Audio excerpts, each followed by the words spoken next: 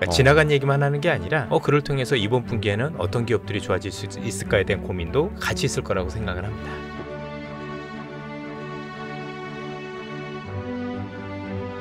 우리 카이스트 김정호 교수님 오랜만에 모셨습니다. 아이고 아주 감사합니다. 오랜만입니다. 네. 올해 처음 아닌가 이렇게 그쵸. 싶은데 새해 복 많이 받으십시오. 아이고 감사합니다. 마음 같아서는 매월 뵙고 싶습니다만 너무 바쁘신 걸 알기 때문에 우리 사실 이제 그 HBM의 아버지라고 불리는 좀 부담스러워하시기는 합니다만 또 저희도 처음에 그렇게 또 썸네일을 쓴 적도 있고 또 이번에 그 한국 반도체 학술 대회에서 강대원상을 수상을 하셔가지고 축하드립니다. 드렸습니다. 축하드립니다. 부끄럽습니다. 우리 강대원 박사님은 거의 우리나라 반도체의 아버지라고도 불러도 저는 뭐 전 세계 반도체 실리콘 반도체 아버지 할아버지 정도 이렇게 되시고 아주 초창기에 미국에서 이렇게 그 반도체 연구를 하셨는데 노벨상은 못 받았지만은 굉장히 추앙받고 있고 따르고 싶은 분입니다. 근데 이번에 김정호 교수님이 강대원상을 수상하셨다라는 사실. 저희가 뭐 도와드린 건 없습니다만. 근데 교수님이 그 요즘에도 그렇고 계속해서 그 중국의 딥시크 AI 모델에 대해서 굉장히 많은 더 관심을 갖고 계시더라고요. 이게 또 이제 반도체로 이어지기 때문에. 네. 이제 제가 사실은 이제 HBM 반도체를 한 20년 동안 했고 그것이 이제 마침내 산업화와 연결이 돼서 국내 기업 실적에도 도움이 되고 그래서 영광이기도 합니다. 그래서 최근에는 앞으로 10년, 20년 HBM의 방향을 설정하는 이제 로드맵도 준비하고 이렇게 있습니다. 그런데 제가 이제 AI에 관심을 갖게 된 이유 중에 하나는 엔비디아, SK하이닉스하고 HBM 하면서 도대체 이거 어디 쓰려고 그러냐 하는 그런 고민이 2010년도 중반부터 있었어요. 2010년대 중반에. 그러니까 저희가 이제 기초 HBM 관련된 기초 연구는 2001년도부터 했었고. 2001년부터 했던 거예요? 네. 그때 이미 관련 TSV라고 우리가 이제 HBM 하려면 이제 구멍을 뚫고 엘리베이터를 연결해야 되는데 그거 하고 또 이렇게 쌓아야 되잖아요. 이런 쌓을 때 설계 기법 이런 건 이제 거의 2000년부터 시작한 것 같아요. 그런데 그때 이제 무어의 법칙은 끝난다. 성능을 높이려면 쌓을 수밖에 없고 엘리베이터가 설치밖에 될 수가 없다 이랬는데 2010년 초반에 이제 엔비디아하고 AMD, SK하이닉스가 HBM1부터 시작했는데 저희가 이제 SK하이닉스하고 설계에 참여를 했었습니다. 근데 그때는 제 판단에 이게 UHD TV라고 해서 해상도가 아주 높은 텔레비전에 들어갈 거라고 생각한 거예요. 근데 이제 저는 게임을 좋아하거나 이런 걸 안 하니까 이게 게임기용이라는 생각이라든가 또 블록체인은 또 그때 등장하기도 전이니까 그래서 제가 생각하기에 1초에 60장 새로운 이미지를 고해상도를 만들어내려면 테라바이트 퍼 세컨드 밴드위드가 메모리와 GPU 사이에 있어야 된다. 이렇게 생각해서 이거 미래가 있다. 중요 기술이다. 그러니까 밴드위스가 중요하니까 지금 이제 HBM에 그 얘기도 있습니다만은 그래서 이제 밴드위스를 높이려면 IO 기술을 놓치고 또 쌓을 수 엘리베이터가 있어야 된다. 계단으로 걸어 못 다닌다. 이렇게 오늘 이렇게 계속 가도 됩니까? 너무 좋은데요? 너무 이렇게 재미없거나 그렇진 않으시고. 근데 또 우리 김정호 교수님 그 콘텐츠 보시는 분들은 또 반도체 덕후분들도 많으시고 또 기초 지식도 혹시 여러분들이 허락하시면 조금 더 오늘은 깊이 들어가서 여러분들에게 좀 깊이 있는 얘기를 할 텐데 뭐 각오하십시오. 각오하십시오. 오늘 2시간이 돼도 그냥 제가 하고 싶은 얘기 다 하겠습니다. 그럼 제가 이거 YG 부스트 하나 까드려야겠다. 이게 또 각오하고 이제 들어야 되기 때문에 제가 까드리겠습니다. 이게 뭐 이거 먹으면 연구가 더 잘 되는 건가요? 위에 2개가 있거든요. 두 개가 있죠. 눈, 하나는 혈액순환하고 두뇌. 그 밑에는 활력. 일단 2개부터. 종합 PPL은 아니고요. 저희 거기 때문에 저희가 기획을 한 겁니다. 요렇게 그냥 비타민이 있어요. 일단 요걸로. 액상. 밑에를 같이 드시면 됩니다. 지금요? 알겠습니다. 지금 이게 왜냐면 이렇게 나오는 건가요? 네, 아니요. 위에 정제 이렇게 하고 요거를 돌려서 따시면 이런 건 잘 안 해봐서 약간 제가 조금 이거 학생들이 이런 거 선물 안 해드렸구나. 먹겠습니다. 되게 상쾌할 겁니다. 그래서 이제 그래픽 카드에 들어가겠다 이렇게 했는데 알파고가 나오기 아마 2017년인가 뭐 그쯤 됐을 텐데 1, 2년 전부터 우리 그 젊은 교수님들하고 제가 이제 미래 자동차 관련한 프로그램도 하고 있었는데 언제 그 기회가 되면 이제 자율주행 자동차도 말씀드리고 싶은데 현대차하고 그런 일도 했었어요. 젊은 교수님들이 딥러닝 이런 단어를 자꾸 쓰더라고요. 전 그럼 또 한번 귀에 꽂히면 그냥 또 공부해야 되거든요. 궁금해가지고 예. 혼자 막 공부를 2, 3년을 했어요. 근데 그때 자료에 딥러닝하고 지금 트랜스포머 모델 GPT하고 완전히 다른 건데 그렇게 공부를 했습니다. 그래서 이거 AI에 쓰이는 거 아니야? 그 알고리즘을 공부해보면 이제 행렬 계산이 많으니까. 그래서 이제 AI까지 공부를 할 수밖에 없는 이제 운명이 된 거고요. 네. 요즘은 이제 HBM을 설계하는데 워낙 이제 설계가 복잡하니까 이따가 딥시크에서도 말씀드리겠지만은 최적화라는 그런 이제 그 기술이 들어가는데 네. 그게 또 우리 반도체 설계에도 필요해요. 그래서 AI로 요즘은 설계를 해보고 있습니다. 그래서 이제 저희가 이제 HBM 디자인 에이전트라는 말을 붙이는데 말만 하면 다 설계해주게 일정 부분 그렇게 하고 있습니다. LLM을 쓰고 또 GPT로 자동 코딩하면 일정 부분 강화학습이나 인공지능을 또 구현을 해요. 네. 그래서 말만 하면 다 되게 이렇게 해보다 보니까 자꾸 AI에 또 빠져드는 거예요. 네. 근데 AI를 위해서 HBM도 공부하고 HBM을 가지고 또 AI 연구하고 그러다 보니까 이제 제 머릿속에 하루에 반은 HBM, 반은 AI로 가는데 그래서 좀 쉬어야 되잖아요. 네. 그래서 이제 구정 때 좀 요번에 연휴가 좀 길었던 그쵸. 것 같아요. 예. 그래서 집에서 좀 놀아야 되겠다. 가족들하고 손자도 보면서 좀 놀아야 되겠다고 하는데 딥시크가 딱 떠진 거예요. 그래갖고 완전히 그날부터 딥시크로 들어가가지고 한 2주 전에는 우리 학생들하고 3시간 반짜리 워크숍을 했어요. 네. 딥시크란 무엇인가. 그래서 완전히 갈비 뜯어먹듯이 다 뜯어서 이제 지금은 유튜브에 올렸습니다. 네. 예, 그래서 요즘 딥시크도 집중하고 HBM도 집중하고 그래서 좀 정체성의 혼란은 있지만 그게 통합돼야 미래에 대한 아키텍처가 나오고 미래 산업이 나오기 때문에 그렇게 하고 있습니다. 그래서 이번 학기 강의는 HBM인데 HBM을 이제 학생 대학원생들 수업에 강의를 하고 있는데 그 강의의 반은 또 딥시크 얘기하고 있더라고요. 제가 그 HBM이 왜 필요한지를 알려면 또 딥시크를 알아야 되고 그렇습니다. 그러니까 AI랑 HBM은 때려야 뗄 수 없고 같은 산업이기도 하고 어떻게 보면 이제 앞바퀴 뒷바퀴이기도 하고 그렇습니다. 같이 돌아가는 거죠. 그렇습니다. 그 학생들하고 같이 하신 그 강의가 이제 카이스트에서 네. 그 어디였죠? 채널 이름이 뭐였더라? 테라랩. 저 연구실 테라랩. 이름입니다. 연구실 그 영상이 지금도 여러분도 다 보실 수 있습니다. 근데 그러면 딥시크 그 중에서도 R1이 네. 조금 더 단위 높은 거지 않습니까? 그렇습니다. 예. 예. 특히 거기에서 좀 이거 진짜 놀랍다라고 보셨던 건 어떤 걸까? 예를 들어서 다른 AI 서비스들도 많았습니다만. 그래서 이제 딥시크 R1이 잘했다. 또 물론 이제 미디어도 그렇고 주식 시장도 봤던 거는 일단 추론 능력을 갖는다. 이게 되겠습니다. 그러니까 리즈닝이라고 우리가 영어로 이야기를 하는데 네. 챗GPT 5.1 오픈 AI에서 나온 거 하고 그로크라고 최근에 네. 나온 그로크 3하고 요거 세 개가 이제 그 추론 능력을 갖는데 추론 능력을 갖는다라는 건 뭐냐면 제가 기자님께 수학 문제 하나 내볼까요? 네. 예. 예. 예. 지금 손에 예. 테니스 공 5개가 있어요. 네. 그리고 3개가 들은 캔을 2개를 더 샀어요. 네네. 그럼 총 몇 개인가요? 11. 그게 옛날 인공지능이고요. 그럼 이제 다르게 또 물어보겠습니다. 예. 챗GPT를 학습하는 방법이고 실제로 동작하는 방법이에요. 네. R1이 손에 몇 개 들었어요? 5개요. 캔 하나에는 몇 개 들었어요? 3개요. 캔 2개 사면 그 캔에는 몇 개 들었어요? 6개요. 그러면 아까 있던 거하고 요거 6개하고 5개 더하면 몇 개예요? 11개요.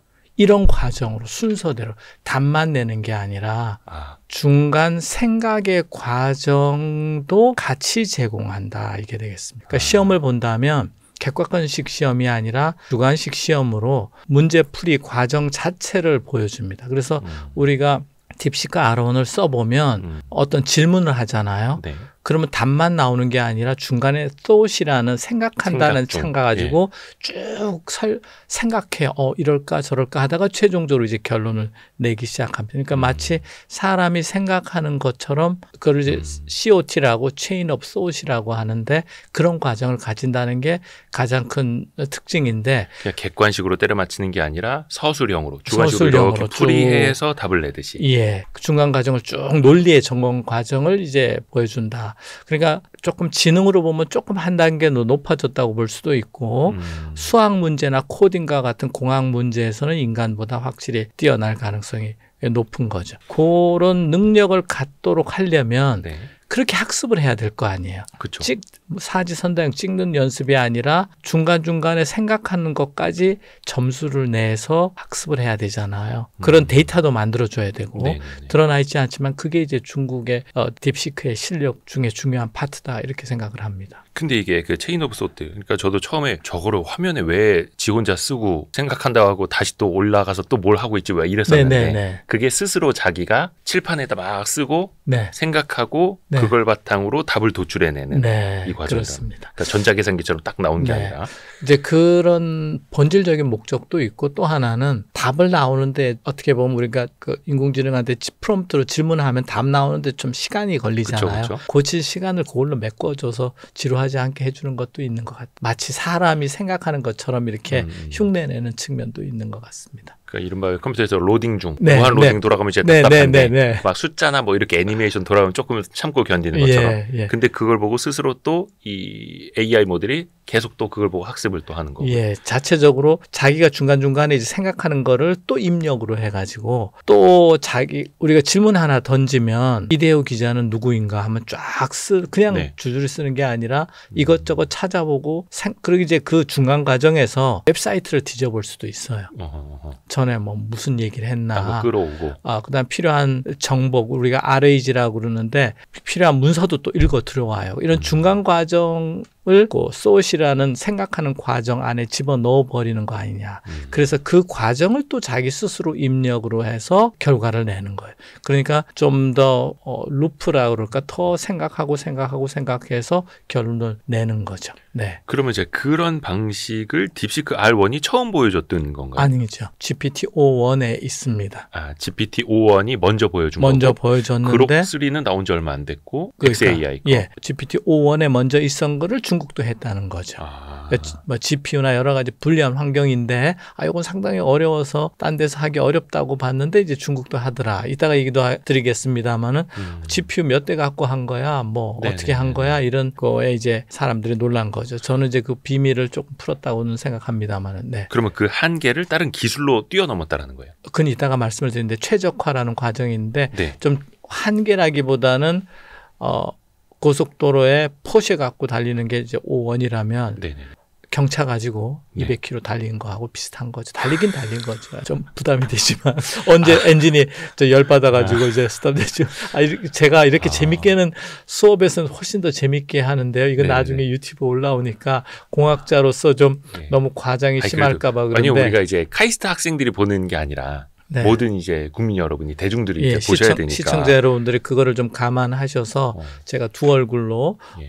대중 여러분들한테 보이는 얼굴하고 또 학생들하고 그렇죠. 또 와이프한테 보이는 세 가지 얼굴이 다르더라도 근데 저 입장에 너무 감사해요. 왜냐면 저도 그 메타랩스 유튜브 보긴 네. 했습니다만 솔직히 학생들이 저 하나도 못 알아듣겠거든요. 진짜 그거 유튜브 우리 여러분도 한번 들어가 보시면 되는데 우리 엄마도 이해하는 딥시크 R1 그 학생하고 저하고 이름을 같이 지은 거예요.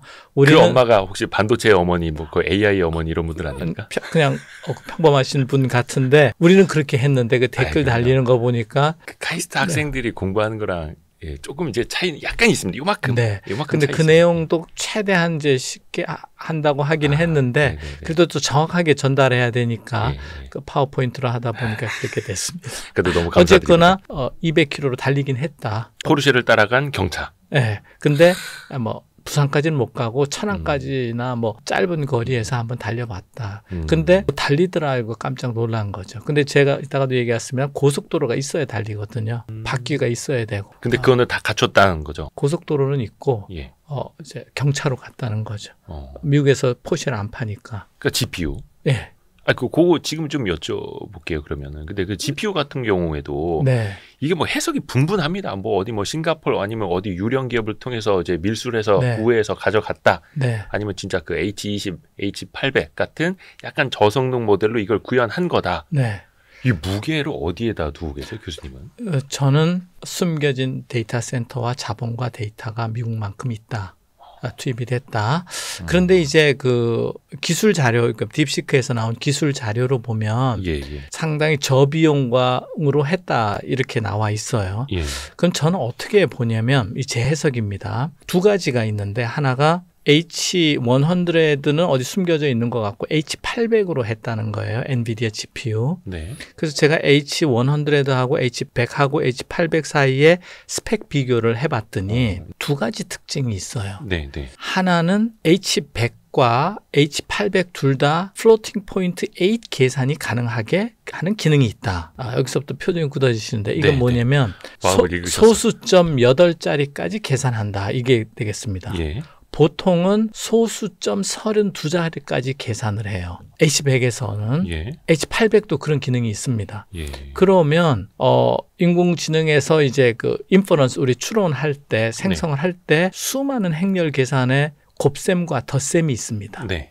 근데 소수점 32까지 하려면 훨씬 더 계산량이 많고 그렇죠. 데이터량이 많은 거예요. 예. 그러면 소수점 8까지만 계산하면 쉽게 얘기하면 4배나 네, 네. 그 데이터량이 줄는 거 아니에요, 계산량이. 4분의 1로. 예, 그런 기법을 썼습니다. 그러니까 예. 이 딥시크 R1에서는 어떤 특정한 부분은 소수점짜리 32비트로 하고 특정한 부분은 16비트 또 많은 부분은 8비트만 합니다. 이진수 8비트만. 그러니까 이빨이 없으면 잇몸으로 한 거죠. 아, 그 필요에 따라서 딱 필요한 것만. 네. 그러니까 그게 실력이라고 볼 수도 있는 거죠. 그러니까 몸을 갈아 넣었다고 볼 수도 있는 거고, 그걸 이제 프로그램으로 어셈블리 랭귀지라고 쿠다 레벨도 아니고, 쿠다가 할 수 없는 완전히 소스 코드 레벨에 가서 네. 기계어 레벨에서 고쳐서 그렇게 한다는 거죠. 그러니까 대단한 수학 실력과 소프트웨어 알고리즘 실력이 있다는 건 분명하다.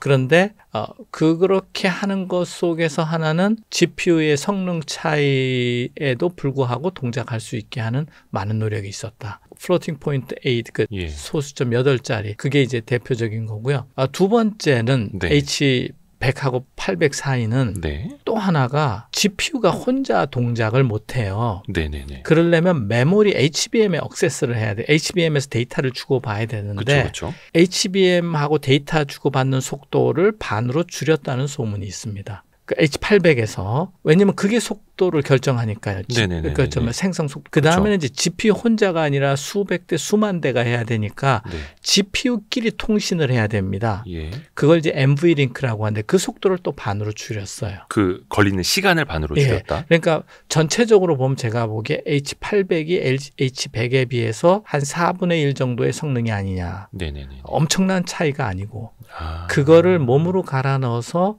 인공지능 알고리즘을 최적화했다. 이게 되겠습니다. 최적화한 여러 기법 중에 하나가 아까 데이터 양을 줄였다. 이게 되겠습니다. 조금 더 설명하라고 그러면 이제 그 외에도 딴 것도 더 말씀을 드리겠습니다. 그러니까 대표적으로 아까 그 데이터 양을 줄인 거, 꼭 필요한 것만 최적화해서 계산해내도록 하는 거, 또 하나는 HBM하고 GPU가 주고받는 속도, 네. 그거를 속도를 높였다. 그러니까 거기에 들어가는 시간을 줄였다. 아니 그 H800을 씀으로써 속도가 더 느리니까 시간이 많이 걸렸는데 네네. 딴 방법을 통해서 그걸 보완했다. 그 중에 하나가 아까 여러 가지가 있는데 그 중에 하나가 소수점 몇 자리까지 계산하느냐 이런 기법을 썼다는 거죠. H800은 어쩔 수 없이 GPU랑 HBM 사이에서 속도가 느릴 수밖에 없는데 또는 GPU와 GPU와의 사이에 데이터를 주고받는 속도가 느릴 수밖에 없어요. 근데 그거를 극복했다. 극복은 했는데 이제 하여튼 경차로 극복한 거죠. 그러니까 열이 많이 났을 겁니다. 근데 이게 참 신기한 게 네. 어떻게 이런 생각을 해냈을까? 어떻게 보면 약간 발상의 전환일 수도 있는 거잖아요. 이제 그게 수학 실력이라고 볼 수도 있고 열정과 중국의 이제 우수한 수학자, 소프트웨어 예. 과학자들이 많이 배출되지 않습니까? 네. 저는 수학은 또 인도가 잘하는 것 같아요. 제가 이렇게 보면 예. 미국은 그 사람들 이제 이민자로 받아서 버티는 거고 중국 내에서는 또 어떻게 보면 경제적인 보상, 사회적인 보상을 주어지니까 20대 젊은 사람들이 여기에 수만 명이 올인하는 거죠. 네. 그러니까 그 중에 하나가 나온 건데 상당히 창의적이긴 하지만 세상에 없는 기술이나 발상은 아니고 누구나 생각할 수 있다. 어느 정도 레벨 이상 되는 수학자나 네. AI 엔지니어나 우리 대학원생 연구실 다. 근데 이제 그거를 조직하고 누군가 환경을 만들어주고 몰입하게 해줄 수고 그걸 인커리지 그 용기를 북돋주고 결과를 내게 하는 그거는 이제 기업의 시스템, 사회 시스템의 능력이라고 볼 수 있고요. 엄청나다기보다는 잘했다. 그러니까 세상에 아예 없던 거는 아니고 발상 자체는 지금 이대호 기자님도 저하고 이야기해보면 이해가 되잖아요. 그죠? 소수점 몇 자리로 계산할 거냐. 네네. 그럼 어느 부분에 8자리 소수점 계산하고 어느 부분을 12번짜리로 할 거냐. 그걸 또 정해야 되잖아요. 16이나 30도. 그리고 실제로 또 해봐야 되잖아요. 예. 그 많은 아이디어는 뭐 엄청난 건 아닌데 그런 아이디어도 필요하지만 그런 사람들이 실행할 수 있는 환경과 에너지를 계속 우리가 공급하는 시스템을 갖고 있느냐. 이게 중국과 미국의 힘 아닌가 이렇게 싶습니다. 약간 거기에서는 약간 우리가 조금 아쉽다라는 걸로 또 이제 느껴지기도 합니다. 그 이제 우리 국가적인 정책, 사회적인 정책, 우리 사회는 아파트하고 의대밖에 안 보이니까 그런 게 이제 안 나오는 거죠. 뼈 때리십니다. 이 방송에 필요한 메시지예요. 사실이니까. 진짜 아파트 공화국이고. 의대 열풍이 이제 4살까지 가고 다들 고민 그게 이제 우리가 선택하는 우리 대부분의 사람들이 돈을 집어넣고 시간을 집어넣는 게 거기니까 거기에 결과가 더 나오는 거죠. 결과가 있는지 잘 모르겠습니다. 피부과하고 뭐 이런 거밖에 안 보이던데. 참고로 카이스트에는 의대가 없죠. 만들려고 합니다. 있습니다만. 의사과학자 프로그램을 만들려고 또 상당히 노력하고 있습니다. 그래서 메디컬 닥터이지만 동시에 과학자 그쵸. 그런 교수님들이 저희 카이스트 상당히 또 많이 있습니다. 근데 이제 우리가 알고 있는 그냥 의대가 아니라 의과학 이런 식으로 카이스트는 뭐 그냥 이제 아직은 제안서 수준입니다만은 학부는 수학과나 전산과 졸업시키고 카이스트에서 그 다음에 의전원에 보내서 의사 자격증을 딴 다음에 다시 돌아와서 과학자로서 임상 의사가 아니라 그게 이제 우리 여러분도 다 잊어버리셨겠지만 코로나 때 미국에는 모더나나 뭐 여러 가지 제약회사들에서 새로운 지형이 바뀌었죠. mRNA 기반 뭐 그 치료제 이런 게 나오지 않습니까? 다 그런 분들이 하는 겁니다. 결국 인간의 생명을 또 우리가 생명과 건강이 또 중요한 우리 자연과학의 목표니까. 근데 이제 의대가 있어야 임상을 할 수 있기 때문에 그렇습니다. 그건 좀 학교 차원에서 우리 총장님 여러분들이 노력하시는 거고, 그렇습니다. 그거는 이제 강남 피부과나 성형외과를 목표로 하는 게 아니라 약간 의과학을 위해서. 네. 중요합니다. 우리 사회 가치관과 보상 체계. 지금 아까도 그 딥시크 R1이 논리 추론 능력을 갖는다고 그랬잖아요. 네네네. 우리 사회가 그런데 가치를 둬야 되는 거죠. 답만 맞히는 것보다. 그래서 과학기술과 산업과 우리 사회가 이렇게 떨어진 건 아니다라는 말씀을 드리고 싶고요. 일단 인공지능에 관해서는 중국, 인도, 미국이 훨씬 더 유리하다 이런 생각을 갖습니다. 또 그 발상의 전환의 기본에는 수학 실력이 있는 것이다. 그리고 그게 창의력으로 더 발현될 수 있게끔 그게 또 실행이 될 수 있게끔 같이 좀 해주는 그런 문화, 인프라도 중요한 거고요. 그러니까 지금 많은 사람들이 그래서 이제 놀란 게 중국에 그런 인프라가 있었어? 그렇게 천재들이 많았어? 그런 환경이 되는구나? 거긴 또 연봉도 높다고 하고 그러면 그 기술, 인재, 인프라 이 3박자가 다 중요한 거죠. 그 얘기 하기 전에 그 딥시크 R1에 숨겨진 아까 제가 경차지만 200, 300km 간 그거를 조금 더 말씀을 드릴까요? 2가지 말씀해 주셨는데 그렇죠? 그 하나 더 말씀을 드리면 좋습니다. 이제 최적화라는 게 있습니다. 상당히 공학적인 표현인데 혹시 기자님도 Y 스트리트 이런 거 하실 때 스태프들도 많이 있으시고 또 매달 월급도 주시고 이러셔야 되잖아요. 참 대단하시다는 생각이 드는데 숨이 막힙니다. 이 월급 주는 분이 애국자신데요. 감사합니다. 갑자기 저도 울컥하는데. 도와주십시오, 여러분. YG 부스터.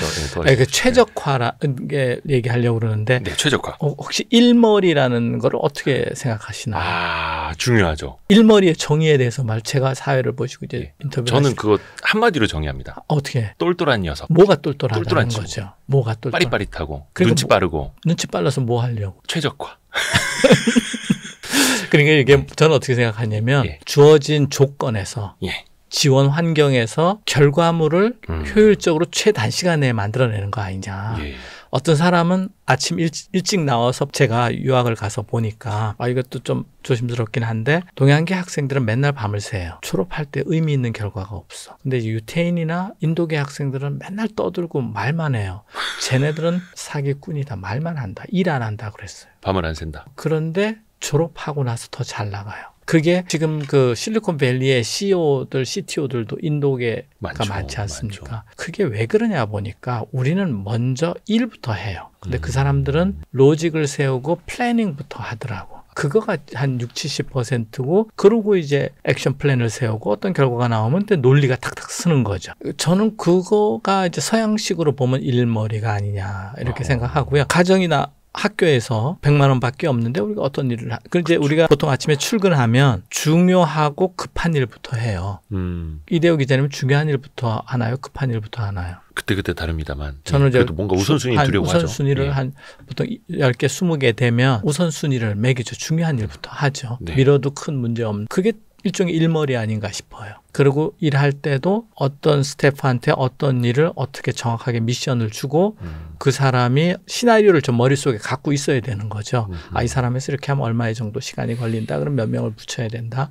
이제 일머리인데 그런 게 저는 그걸 공학적으로 보면 이제 최적화라고 얘기를 하는 거예요. 그래서 딥시크 R1이 최적화가 잘 돼 있다. 이렇게 돼 있는데 그러면 그 인공지능 프로그램에서 최적화가 잘 됐다는 건 뭐냐면 노는 놈이 없다라는 거예요. 자, GPU가 행렬 계산 열심히 할 때 메모리 쪽은 놀고 있거든요. 메모리 쪽 HBM에 데이터 주고받을 때 GPU는 놀아야 돼요. 이거를 눈 뜨고 못 보는 거예요. 그걸 우리가 뭐냐면 병목 현상이라고 그러거든요. 네네. 이 사람들이 그 딥시크 R1의 프로그램을 이렇게 들어가 보면 눈 뜨고 안 보고 쉬는 놈 없이 돌리는 거예요. 그거를 우리가 뭐 파이프라이닝이라고 이렇게 하고 병렬 컴퓨팅이라고 하는데 보통 우리가 이제 쿠다로 이렇게 짠다면 뭐 70% 시간은 HBM 액세스하고 30% 시간 이제 GPU가 계산을 하는데 그것도 일정 부분만 뭐 한 30-40%만 계산하고 나머지는 놀고 있거든요. 그 다음에 이제 또 다른 기능이 뭐냐면 GPU와 GPU끼리도 학습 데이터나 계산 결과를 주고받아야 되는데 세 가지를 동시에 하는 것. 또 하나는 뭐냐면 우리가 학습을 하는 과정이 있고요. 인공지능에서 그걸 forward propagation이라고 그러고 그러면서 고쳐가는 과정이 있어요. 변수 파라미터가 조단위 그걸 이제 back propagation이라고 하는데 그걸 두 개 또 동시에 하더라고요. 또 세 번 또 다르게 얘기 들면 자 제가 GPU가 계산을 했어요. 메모리에 기록시켰다 오는 시간이 한 100배는 시간이 더 걸려요. 그래갖고 전에 계산한 결과를 HBM에서 갖고 오느니 GPU가 계산을 다시 하더라고. 그게 빠르다. 그게 더 빠르니까. 그러니까 이런 전체 과정을 저는 일머리라고 하는데 일머리를 상당히 개선했다. 그게 이제 성능이 적은 집 H800 가지고도 H100의 성능을 낼 수 있었다. 그런데 최적화니까 일머리가 좋은 거는 똑똑한 사람들 누구나 하는 건데 그 일머리를 좋게 구체화하는 건 이제 수학 능력이거든요. 플로우 차트를 짜거나 다이어그램을 그리거나 코딩을 하거나 그걸 이제 중국의 젊은 사람들이 잘했다. 뭐 미국도 잘할 수는 있는데 미국은 그런 애 그냥 포시에 더 뽑아가지고 그냥 달리거나 아예 고속도로를 더 넓히는 쪽으로 가고 H100 뭐 이런 거 뭐 몇만 블랙웰 뭐 그다음에 뭐 뽑아가지고 하고 아예 고속도로 더 넓히고 더 짓고 그렇게 가는 쪽으로 가는 거고 시간 싸움에서 세계 지배와 시장 지배력을 높이기 위해서 시간 싸움 게임에서 미국은 그걸 선택하는 거고 그렇습니다. 그리고 이제 또 하나 말씀을 드리면 딥시크는 조금 재미없으실지도 모르겠는데 너무 재밌습니다. 딥시크에서 또 한 중요한 것 중에 하나가 새끼를 치는 겁니다. 선생님 하나만 똘똘하게 교육시키자. 그러면 각 지역에 대전, 부산 보내서 그 선생님이 또 새끼 선생님을 만들어내고 그리고 이제 과외방을 이런 거를 이제 뭐 어떻게 보면 사다리꼴 이제 나뭇가지 치는 거하고 비슷하게 새끼를 치는 방법이나 인공지능에 그걸 디스틸레이션이라고 증류한다고 또 그렇게도 얘기합니다. 엑기스만 뽑아서 요약가열을 시켜서 새끼 이제 인공지능을 만들어내는 거죠. 그래서 딥시크 R1이 제 기억하기에 400조인가 600조 정도의 그 변수가 있어요. 아니다 4,000조인가 6,000조인가 하여튼 엄청난 숫자가 있는데 460빌리언인가 뭐 그래서 하여튼 엄청난 숫자가 있습니다. 근데 제가 그 딥시크 R1이 알리바바에서 나온 QN인가 아주 소형 인공지능이 있어요. 15억짜리. 그거를 학습시켜서 얘도 추론 능력을 갖게 만든 거예요. 그래서 이런 걸 파이프라이닝이라고 그러는데 그래서 그걸 제 컴퓨터에 설치를 했어요. 또 질문하니까 대답을 하더라고요. 물론 이제 정확성은 좀 떨어지긴 하던데 그래서 이런 게 상당히 새로운 발상이다. 그렇게 해서 다양한 변형 모델을 만들 수 있다. 근데 이제 그렇게 보면 국내에서 어떤 기업이 우리도 딥시크 이용해서 아까 증류를 사용해서 우리도 자체 모델 개발할 수 있다 이러는데 이제 학생 모델이 선생 모델을 넘어갈 수는 없잖아요. 그리고 우리 이제 영원히 종속되는 이런 이따가 또 그 말씀을 드리겠는데 어쨌거나 그런 살짝의 희망을 줬죠. 저는 그게 뭐 과대한 희망이라고 보는데 그래서 소형화할 수 있다. 그러니까 뭐 MPU 시장도 열린다 이러는데 저는 바른 판단이라고는 보진 않고요. 마지막 하나는 네.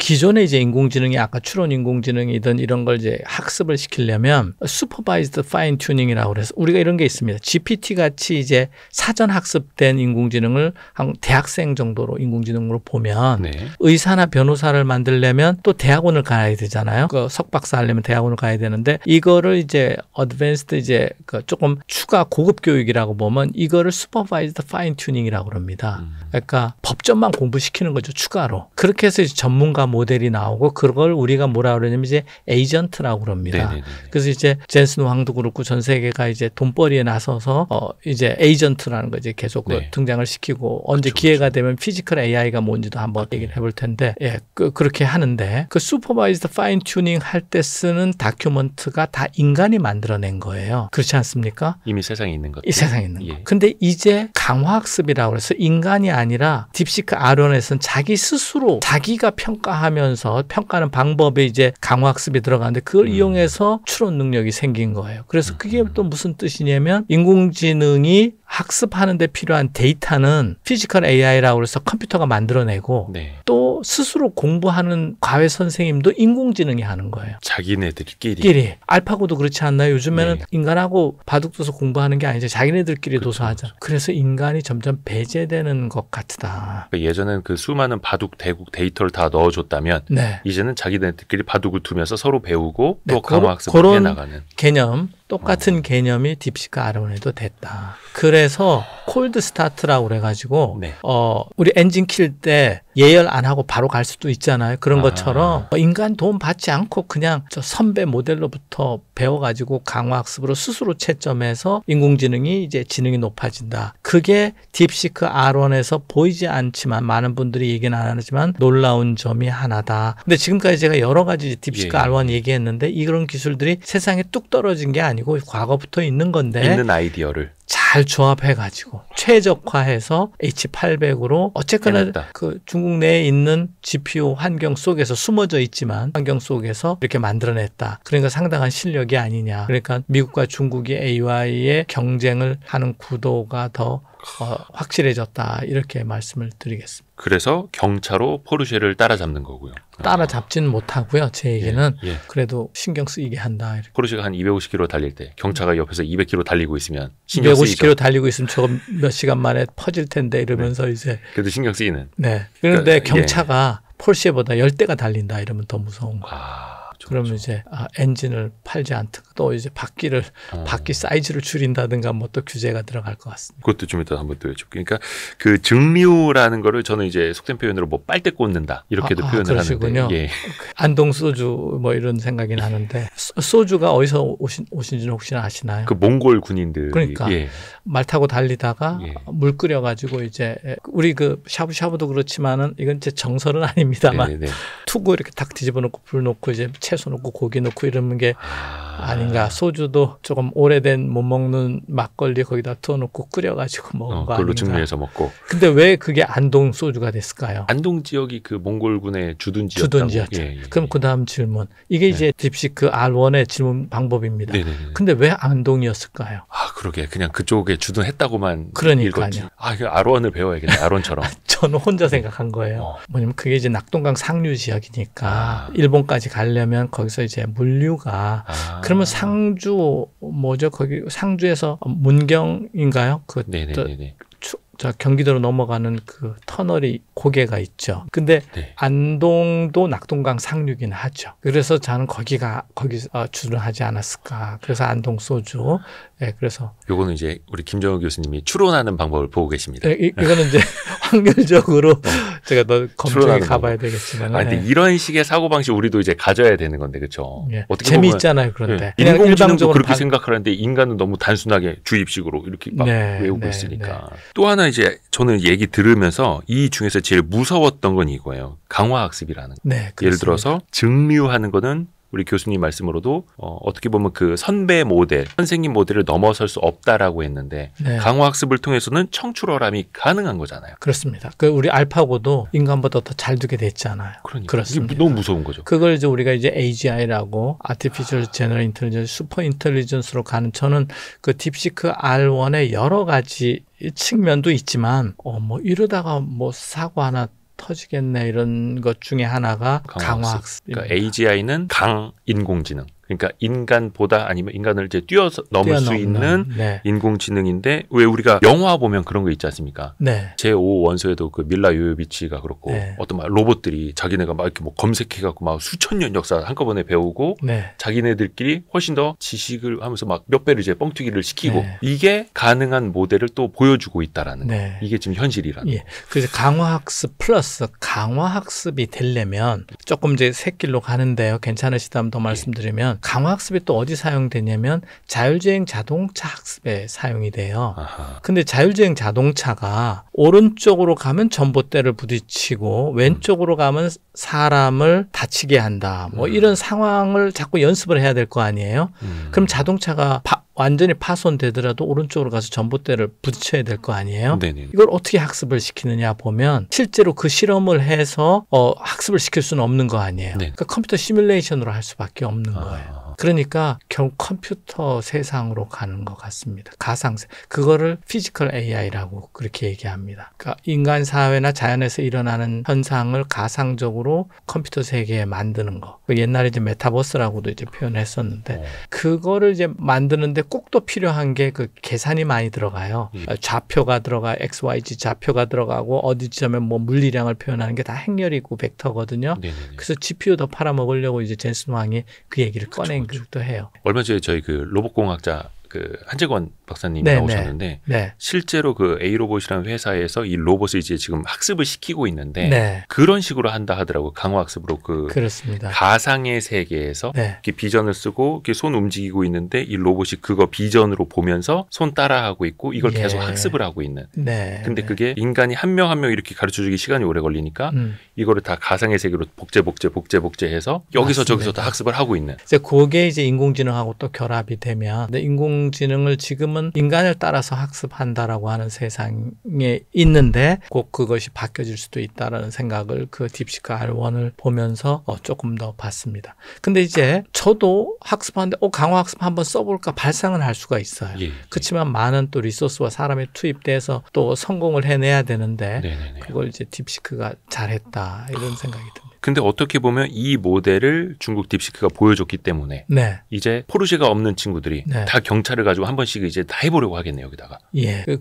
근데 이제 저는 어느 이제 룰을 만들고 이제 달리면 포르쉐로가 이기는 이긴다. 그렇죠. 이긴다. 시간과의 싸움에서. 뭐 물량과의 싸움, 장기적으로 보면 이제 물량과의 싸움 뭐 이런 게 있을 수 있는데 지금은 AI 시장 지배가 먼저 시장을 점유해 버리고 남들 너 개발하지 마. 너 이제 마이크로소프트하고 국내 어떤 기업하고 또는 오픈 AI하고 국내 기업하고 기술 협약을 맺었다. 뭐 이렇게 할 수 있잖아요. 사진도 나올 수도 있고. 네. 그게 이제 그런 위험성이 있는 거죠. 수입해서 갖다 쓰면 몇 년 지나면 우리 자체 개발 능력이 없으면 이제 돈 달래는 대로 가격을 매길 수밖에 없고 또는 안 줄 수도 있고 최신 버전은 자기네가만 쓸 수도 있고 그런 면에서는 우리 자체 LLM과 자체 AI 기반이 없어지면 대한민국 독립도 위험하다 이렇게 생각합니다. 그러니까 우주 발사체도 스페이스X이 훨씬 저렴하게 이용할 수 있지만 우리의 우주 발사체가 있어야 하는 것처럼 맞습니다. AI도 가령 마찬가지고. 우리가 네이버가 있잖아요. 예. 카카오도 있는데 구글이 있지만 거의 전 세계적으로 독자적인 디지털 플랫폼을 가진 몇 안 되는 나라 중에 하나잖아요. 그쵸.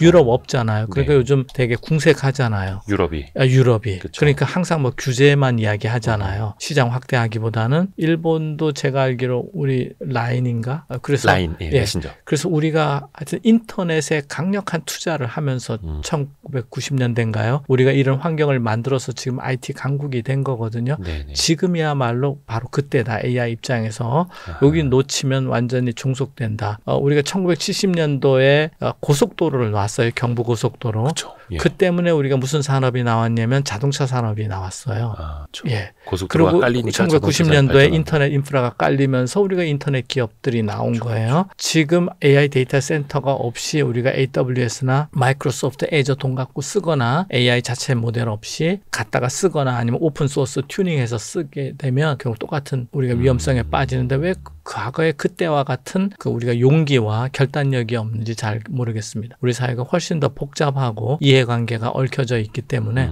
민주화는 굉장히 잘 됐고 우리가 그런 시대이기는 하지만 상당히 지금 위험한 G1, G2, 미국, 중국 사이에서 전 세계 나머지는 거의 다 의미가 없어지는 시대가 된 것 같아요. AI 입장에서. 그래도 우리가 3위, 지금 제가 프랑스를 유심히 보는데 네. 프랑스가 와인만 많이 마시는 줄 알았는데 과학기술을 굉장히 많이 투자해요. 그래서 우주산업도 있고 그게 프랑스 나폴레옹 때부터 이제 그런 경향이 있는데 굉장히 과학기술에 투자하고 그다음에 에어버스도 프랑스에서 제작하거든요. AI 쪽에 또 상당한 투자를 하더라고요. 그러니까 우리가 빨리 그 길을 들어서야 될 것 같습니다. 그런데 다행히 AI의 약점은 이제 HBM이 없다는 건데 이따 그 얘기 말씀을 드리겠습니다. 그러니까 우리가 70년대에 고속도로를 놓는 그런 심정으로 네. 2000년대 초반에 90년대 후반에 네. 인터넷 그 초고속 인터넷망을 까는 그런 심정으로 그렇습니다. AI도 엄청나게 이제 투자를 해야 한다. 네. 근데 이제 외부에 기고하신 글을 보니까 네. 이게 사실 뭐 GPU라는 게 뭐 해외 기업들 빅테크는 뭐 몇만 장 뭐 몇십만 장 주문한다고 하는데 네. 그 금액이 어마어마하잖아요. 우리나라 개별 기업이 사실 그 확보하기도 쉽지도 그러니까 않고. 국가적 이제 조 단위가 있어야 되는데 최대한 조 단위에서 10조 단위인데 그거를 투자할 수 있는 기업이 뭐 손꼽을 것 같아요. 네네. 그런데 아직 그런 움직임이 절박한 움직임이 잘 보이지 않습니다.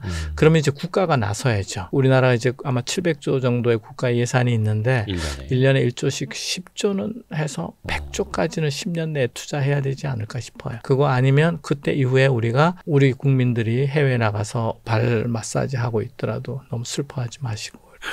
네, 국가 예산 다른 쪽에서 좀 줄여서라도 네. 1년에 10조씩 10년 100조는 자 인공지능을 위해서 투자를 해야 된다. 인프라. 어떻게 보면 이제 국가 데이터 센터 이렇게 될 수 있는 걸까요? 네. 그 이제 어떻게 이름을 붙이기는 저도 좀 생각을 해봐야 되겠습니다. 네. 국가 인공지능 센터 아니면 AI 슈퍼컴퓨팅 센터 뭐 이렇게 할 수도 있고. 근데 이게 되게 이제 우리가 지금 뭐 그런 것까지 해야 돼. 지금도 충분히 잘 먹고 잘 사는데 이게 아니라 절박한 심정으로 해야 된다. 지금 잘 먹고 잘 사시나요? 아니 왜냐면 특히 사람들이 저는 이제 학생들 많이 보는데 젊은 분들 너무 힘들어요. 그러니까 어떤 분들도 그렇게 이야기하세요. 뭐 지금 우리 뭐 성장률 이 정도면 됐지. 뭐 저출산 뭐해서 우리가 애 낳아서 뭐 이렇게 어떻게 보면은 패배주의에 조금 이제 젖어가는데 예. 그게 아니라 미래를 봐서는 네. 절박한 심정으로 나서야 된다라는 거고. 네. 그러니까 우리 자녀나 우리 후손들이 그래도 행복하고 안정되게 살 수 있어야 되잖아요. 그리고 이제 국가의 독립이라는 문제가 있어요. 한반도 지역에 있으면서 여기가 국제 패권의 소용돌이에 들어가게 되면 단순히 잘 사느냐 못 사느냐 문제가 아니라 지정학적으로도 그렇고 네, 국가의 존립, 독립의 유지, 독립이 우크라이나 한번 보시죠. 우리가 무슨 카드를 갖고 있느냐. 네, 거기서 이제 대통령들끼리 카드 얘기하잖아요. 네네네. 카드 얘기라는 게 마이티 얘기하는 게 아니고요. 마이티나 포카 얘기하는 게 아니라 네. 당신은 카드 없다고 그러잖아요. 그게 뭐 군사력이 됐든 광물이 됐든 뭐가 있어야 되는데 되든, 경제력이 네. 됐든 안 그러면 자기 국가의 운명이 자기에 의해서 결정되는 게 아닌 게 되는 거죠. 사우디가 결정하거나 이렇게. 근데 다행히 우리나라에는 그 메모리 반도체 HBM이라는 게 있는데 네. 그게 우리가 어떻게 알고 예. 그 메모리 산업을 아마 미국과 일본도 알았으면 우리한테 안 줬을 텐데 우리가 하여튼 메모리 산업을 갖게 됐습니다. 예. HBM이라는 것도 또 거의 20년 전부터 잘 준비가 됐던 거고 잘 실현을 하고 있고 이거를 우리가 좀 어떻게 레버리지로 활용을 잘 할 수도 있을까요? 네. 그러니까 이제 미국 입장에서는 아니면 엔비디아 입장에서는 삼성과 SK 하이닉스에 대한 의존도를 줄이고 싶잖아요.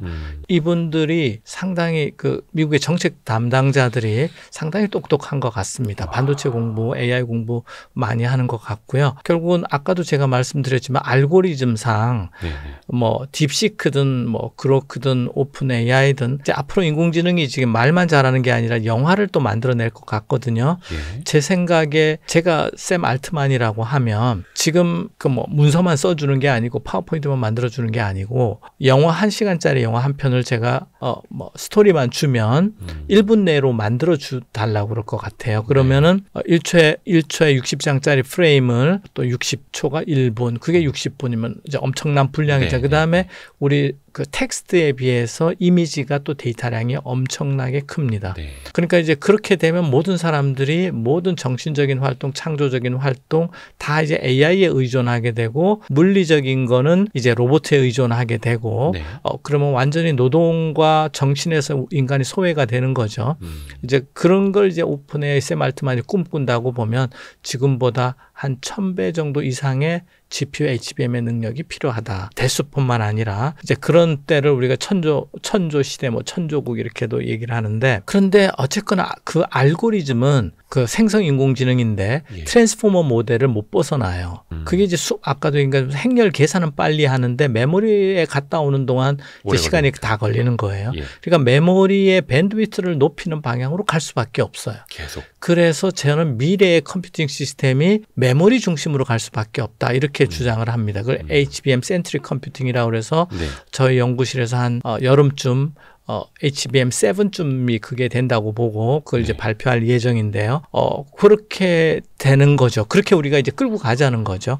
그러면 우리 눈치를 안 볼 수밖에 없죠. 근데 볼 이게 수밖에 없다. 네. 볼 수밖에 없죠. 그렇게 그게 위험하니까 마이크론이나 이제 경쟁자를 키우려고 하겠죠. 대체제를. 그래서 우리가 총력을 국가 수호 차원에서, 우리나라 기업 수호 차원에서 HBM에 올인하고 투자를 하고 연구 개발을 해야 된다, 이렇게 생각을 합니다. 선생님, 질문이 있습니다. 네. 그 마이크론 잠깐 말씀을 네. 해주셨는데, 저 개인적으로도 이렇게 막 이렇게 취재를 해보면 상당히 좀 마이크론이 신경이 쓰이더라고요. 네. 왜냐하면 최근에 그 1C 네. 나노 그 D램 뭐 시제품 샘플이라고는 네. 합니다만 마이크론이 제일 먼저 뭐 AMD나 인텔에 공급을 했다라고 네. 하고, 거기도 HBM이 사실상 삼성보다 먼저 더 잘 올라오고 있고 네. 하이닉스를 따라오고 있고, 미국 정부 입장에서도 인텔의 파운드리를 지원하듯이 메모리 반도체는 계속해서 마이크론을 막 밀어주려는 게 보이잖아요. 그래서 똑같습니다. 아까 엔비디아 경쟁자로 인텔을 키워주는 거고, 예. 그 다음에 우리 삼성, SK 하이닉스를 견제하기 위해서 마이크론을 이제 물량을 몰아주는 거죠. 조금 성적표가 덜 나오더라도. 그래서 이게 뭐 아직까지 모르겠습니다. 음모론인지 정설일지는 모르겠습니다만 삼성전자 퀄테스트보다 마이크론이 먼저다. 그쪽이 뭐 후공정도 그렇고 네. 기술적으로 잘하는 건지는 모르겠습니다만 우리는 굉장히 이제 안심할 수 없는 상황. 예, 그렇습니다. 그래서 우리가 패권으로 봐야 되는 거죠. 예, 우리가 HBM4에서 확실한 우위를 갖지 않으면 그 이후도 장담할 수 없다, 이런 생각이 듭니다. 왜냐하면 약간 성적이 떨어지더라도 네.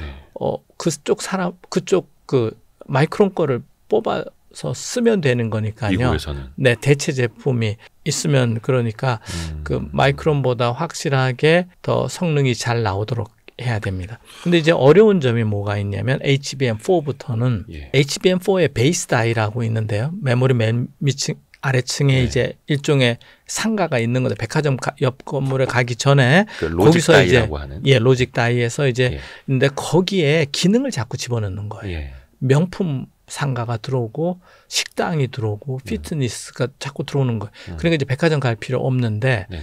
우리가 그걸 설계해 본 경험이 없는 거예요. 그러니까 삼성은 자체의 설계팀으로 그걸 하고 있을 겁니다. 네. 그다음에 자체 파운드리를 또 활용을 해요.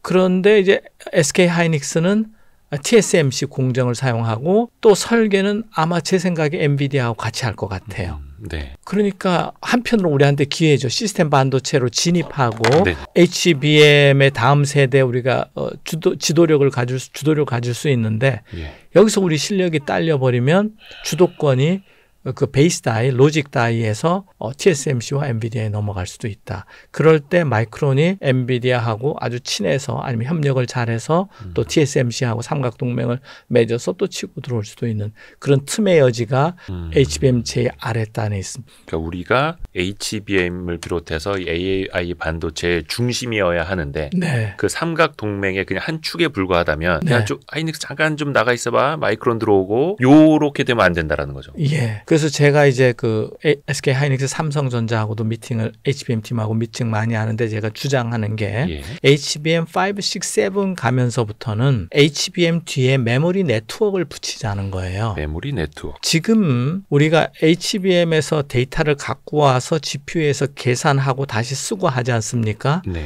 근데 처음 HBM에 데이터를 넣어줘야 될 거 아니에요. 어허. 그거는 누가 넣어주냐면 네트워크를 타고 와서 CPU를 거쳐서 GPU를 거쳐서 이 HBM에다가 저장을 합니다. 그게 또 시간이 걸리는 거거든요. 네네네. 그런 구조를 갖고 있는 이유는 CPU가 중심으로 이 컴퓨터가 만들어져 있고 그렇게 주도적으로 돼 있기 때문에 그렇습니다.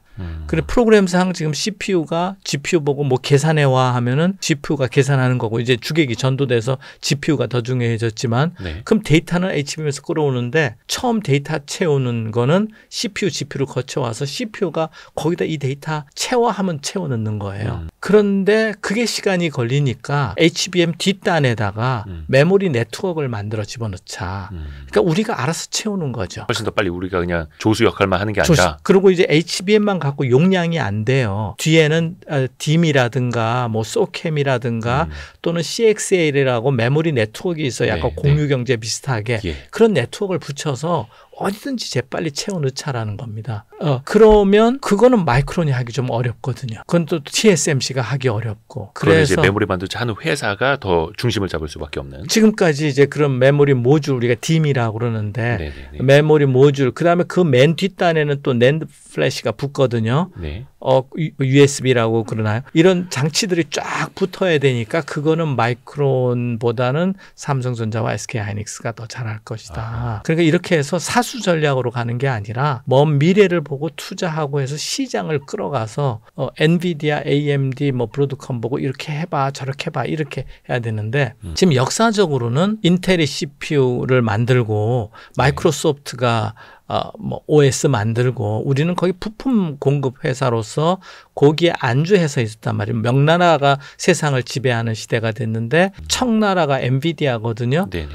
그러니까 엔비디아가 앞에 가서 아직 삼전도까지 무릎을 안 꿇은 거예요. 우리가 자존심이 있어서. 그런데 그러니까 이제 청나라가 뺑뺑이 돌리고 있는 거 아니에요. 뭐 왕자를 끌어가고 네네. 뭐 하고 끌어가봐, 이러는 건데 저리 가봐. 예. 우리도 반란을 꿈꿔야 된다.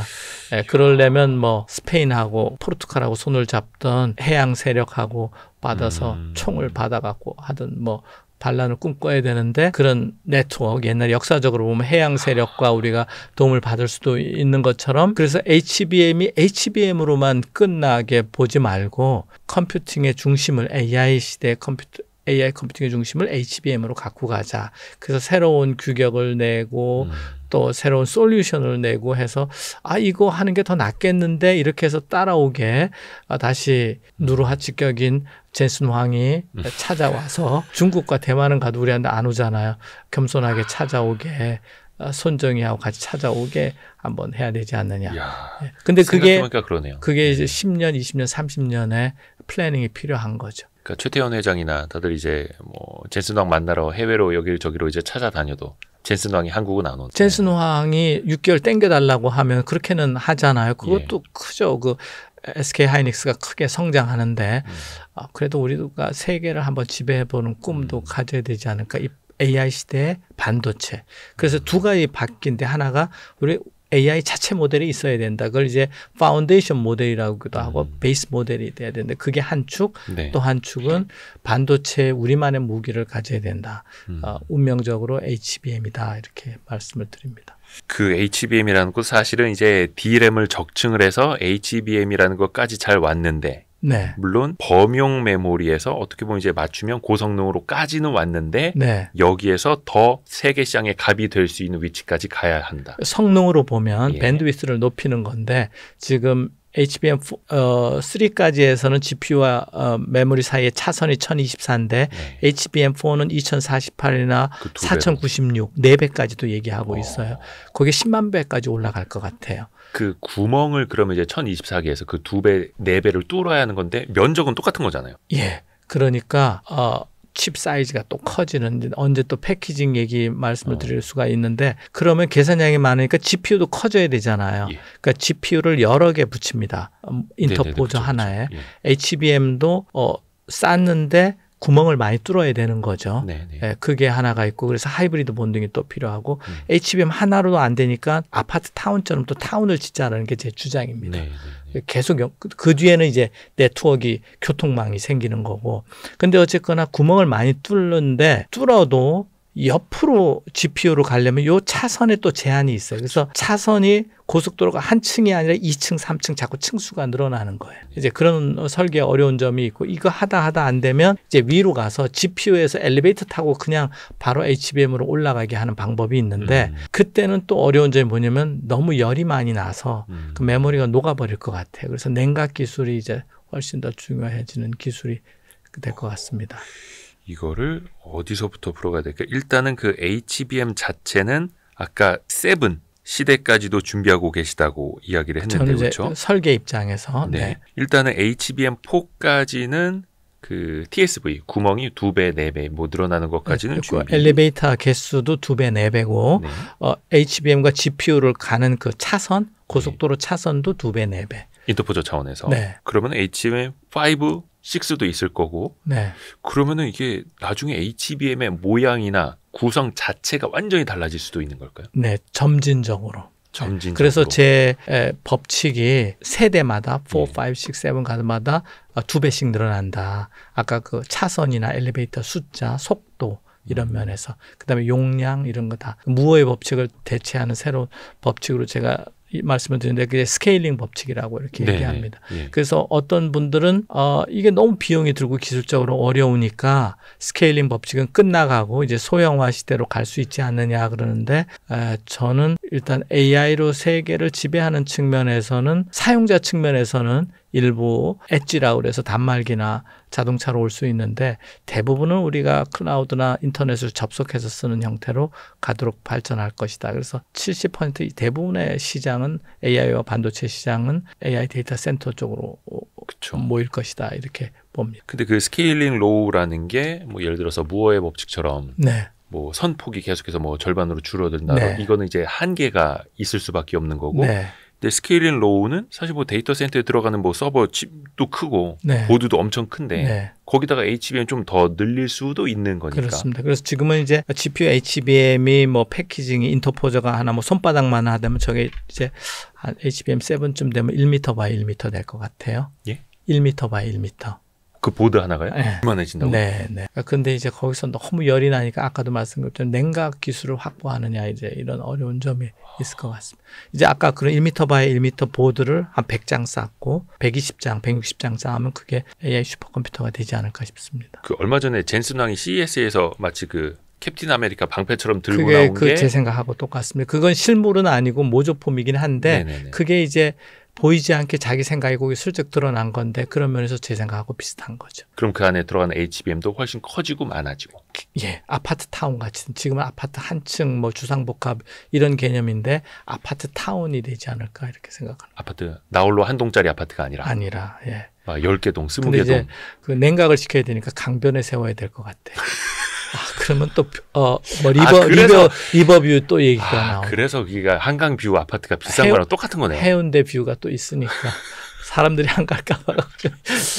근데 일단은 한강 뷰처럼 또 그렇게 냉각 기술이 또 중요하니 한강만 있는 게 아니라 대청호도 있고요. 금강도 있고 대전도 살기 좋습니다. 특히 5월이나 4월에 그 네. 벚꽃 피고 이럴 때 꼭 오셔야 됩니다. 어디로요? 대전. 대전으로? 대청호, 계룡산 이런데 그래야 사람들이 자꾸 좀 흩어질 것 같습니다. 한강만 있는 게 아니라 이렇게. 근데 이게 되게 중요한 지점 말씀에 이렇게 발열 때문에 네. 계속 강조해 주시는 거잖아요. 네. 그래서 지난번에 나오셨을 때도 그 쿨링 시스템, 그러니까 네. 쿨링을 잘하는 기업이 패권을 잡을 수도 있다. 그 말씀해 주셨고. 한 HBM 5, 6, 7 되면서부터는 그렇죠. 지금도 뭐 삼성전자 이거 퀄 테스트 잘 안 되는 게 이제 발열 때문이라는 이야기 많이 나오는데. 그렇습니다. 예.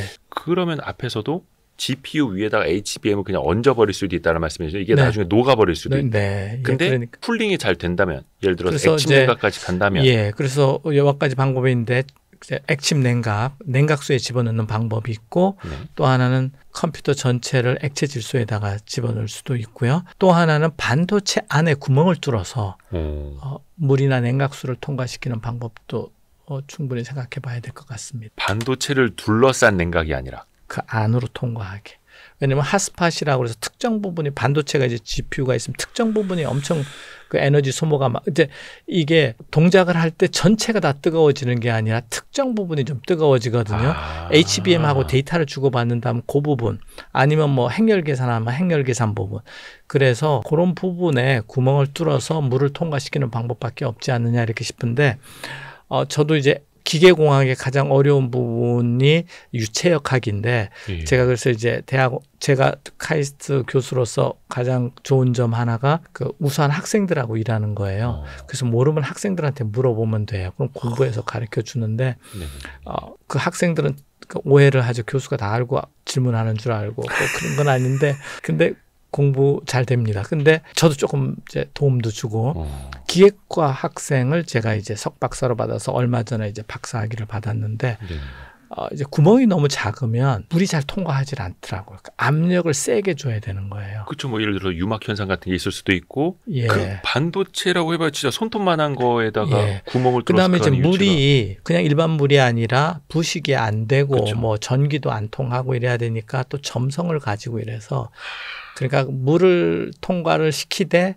그래서 저는 아래 위로 엘리베이터처럼 못하고 웨이퍼 아래 옆으로 고속 물을 통과시키면 어떤가. 지금 이제 PCB나 기판이 있는데 네네네. 기판을 에다가 물을 통과시켜야 되지 않느냐. 어떻게 하여튼 뭐 자연현상이 그렇습니다. 그 방법밖에 없지 않느냐. 그래서 기계공학이 다시 중요한 시대로 올 것 같은데 이제 그런 분야가 어려운 게 기계공학도 알아요. 유체역학도 알면서 반도체도 알아야 되고 또 그런 어려운 점이 있습니다. 그러니까 그 열을 관리하는 게 정말 중요한데 어떻게 해서든 그 안이 됐든 옆이 됐든 위가 됐든 뭔가 유체를 통과시켜서 열을 잡아야 한다라는 게 지금 지상 과제인 예, 이제 거고요. 열을 비열이 높은 액체에다가 전달하고 또 그 액체는 어딘가 가서 열 교환기를 통해서 대기하고 열 교환을 통해서 다시 식힌 다음에 다시 또 돌아와야 되는 거죠. 그러니까 지금 그 하이닉스에서 쓰는 그 HBM 적층 방법에도 그 MUF, 네. 워프 방식 그게 네. 이제 그 중간중간에 몰드가 들어가는 건데 그거 덕분에 조금 열 방출이 좀 쉽다? 뭐 요렇게 좀 알려 있잖아요. 예.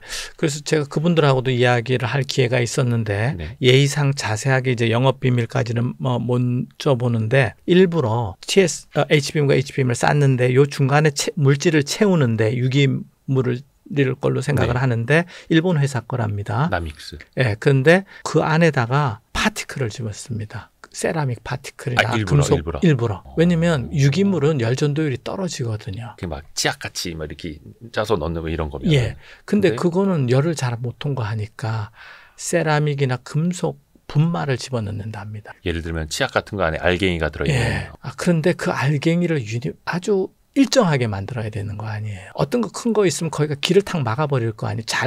그 HBM 전체 골고루 퍼져야 되는데 그러니까 그 분말 가루를 아주 유니폼하게 일정한 크기로 유지하는 거 그게 수 마이크론 단위일 거라고 저는 생각합니다. 그 두께가 그 채우는 두께가 뭐 10마이크론 미만이라고 가정하면 그런 마이크로미터 단위의 분말 가루가 있어야 골고루 퍼질 거 아니겠습니까? 네네. 그 기술이 결국 일본에 있는 거죠. 그러게 그거를 다른 회사들은 못 한다고 하더라고요. 네. 일본이 강한 이유 중에 하나입니다. 근데 어찌됐든 간에 하이닉스는 그 기술을 참 잘 찾은 거고. 찾고 그렇죠. 윗사람들하고 싸워서 그걸 채택시켰다고 그래요. 싸워서 채택시킨 거예요. 네, 자세한 얘기 뭐 말씀드리면 그런 문화가 이제 하이닉스는 받아들여주는 용인하는 문화가 있었던 것 같습니다. 과장급인가 뭐가 막 거의 싸웠대나. 이걸로 해야 됩니다. 근데 네가 책임질 거야. 이걸로 해야 됩니다. 그렇게 해서 MR 머프 방식으로. 그거보다 더 심하게 한 것 같은데. 그런가요? 근데 그게 통하는 문화였다. 안 잘랐고 채택했잖아. 대단합니다. 그러니까 뭐 세계 1위 기업이 이제 그러니까 된 거죠. 그 SK 하이닉스가 굉장히 어려운 그 기간을 거쳐서 여기서 왔어요. 그렇죠. 한때 중국에 팔린다는 얘기도 있었잖아요. 옛날에 맨날 채권단이 공동 관리하면서 이거 뭐 누구 가져가는 그때부터 성장한 끈끈한 애사심, 자기가 주인이라는 생각. 그 과장이나 대리조차도 그래서 의사결정 구조 문화도 되게 중요한 거고. 근데 이게 이제 HBM이 교수님이 보시기에는 지금 뭐 12단 그다음에 HBM4 뭐 16단까지 준비한다고 하는데 몇 단까지 혹시 가능할까요? 저는 뭐 16단에서 32단. 이제 왜 그 단수가 많이 못 올라가느냐면요. 옆에 GPU하고 높이를 맞춰요. GPU가 아마 500 마이크론인가 700 마이크론 정도 됩니다. 네. 그 뒤에다가 히싱크라고 열 방출기를 갖다 붙여요. 그런데 HBM이 더 높아지면 높이를 못 맞추는 거예요. 그것도 저는 바꾸고 싶어요. 그러면 GPU는 낮은 데서 하고 더 옆 건물 높이 갈 수 있는데 고도 제한이 있는 거예요. 그런데 근데 이제 잠시 롯데 지나갈 때 보면은 고도 제한 높여서 그 그렇죠, 건물 그렇죠. 지어 요즘 그래서 롯데가 좀 어려운 것 같은데 제가 요즘 유튜브 너무 나온다고 이렇게 네. 그런데 뭐 아니, 이런 비유가 되게 찰집니다. 이렇게 해야지 그 기억에 딱 남거든요. 네. 그래서 한강변에도 너무 높이 짓는데 그런 위험성 어쨌거나 그거를 바꾸려면 냉각 구조를 바꿔야 되잖아요. 그거를 이제 데이터 센터를 만드는 아마 미국의 슈퍼마이크론 이런 회사들이 좋아하지 않아요. 자기 나름대로 규격을 딱딱딱 만들고 싶어요. 보드 한 장의 높이, 거기에 들어가는 냉각 구조까지. 그래서 현재는 아주 표준화가 고도 제한이 있습니다. 그러니까 아파트가 높이가 50m로 정해져 있는데 100층짜리 지으려면 한 층이 1m밖에 안 돼요. 기어서 살아야 되잖아요. 그래서 사람 높이는 돼야 되잖아요. 그죠? 그래서 제가 보기에는 16층에서 32층 그 정도에서 멈추고 그 다음에는 아파트 동수를 많이 하는 거고 물론 어떤 방법상에서 100층짜리도 지으려고 할 수는 있는데 그러면 고속 전용 엘리베이터, 저속 전용 엘리베이터 설계가 훨씬 복잡해지는 것도 있고 지진도 생각해야 되고 바람이 불었을 때 흔들리는 그 정도까지 계산을 해야 되니까 멋있긴 한데 조금 비용 측면에서 비효율적이지 않을까. 그래서 저는 아파트 타운을 넓히자. 그래서 제가 아까 1m 바이 1m 젠슨 황이 이따만한 거 들고 그 사진 찍은 것도 있는데 거기도 이제 기술적인 어려운 점이 있습니다. 인터포저가 실리콘인데 1m 바이 1m를 만들 수 있느냐 뭐 그것도 그럼 조각내서 붙여야 되고 뭐 그래서 이제 글래스를 하자 이런 얘기도 나오는 겁니다. 그죠. 유리기판 더 크게 만들 수 있으니까. 유리기판을 텔레비전 만들면서 그렇죠. 크게 만들어봤으니까. TV처럼. 예. 그래서 크기 때문에 이야기 나오는 거였어요. 왜 그 유리기판 지금 미래기술 많이 이제 주목하시는 분들은 어떻게 보면 이제 냉각에서도 유리하고 뭐 여러 가지 이제 이야기를 하는데 일단 크기부터 유리해진다. 유리가. 네, 제가 오늘 너무 기술 얘기 많이 해서 너무 다음에 안 들어오실 것 같은. 너무 재밌습니다. 이러지 말. 아까 저 사전 미팅에서는 기술 얘기 너무 하지 마시라고. 그랬나요? 아니 근데 YCL 구독자분들이 이런 거 되게 좋아하세요. 근데 제가 이제 조금 전에 말씀드린 거는 네. 글래스의 장점을 얘기한 거죠. 단점도 다 같이 있죠. 잘 깨지고. 구멍 뚫기 어렵고. 그러니까 그걸 이제 TSV가 TGV라고 네. 트루 글래스 비아. 네. 라고 하는데 그거를 누구는 무슨 fem토초 뭐 레이저로 뚫느니 뭐 하는데 아직까지 그게 fem토체 레이저까지 아세요? 그냥 그 박수. 주어드는 겁니다. fem토가 10의 마이너스 몇 승이에요? 자, 그래서 네. 글래스 많이 공부하셨네요. 네, 그런데 하여튼 요즘에 또 화제입니다. 그래서 제가 이제 그런 주제를 잡는 건 조금 어려운 게 너무 양자 컴퓨팅하고 많은 거는 알고 있지만 너무 주식시장이 뜨거워서 여러분들 다치실까 봐. 예.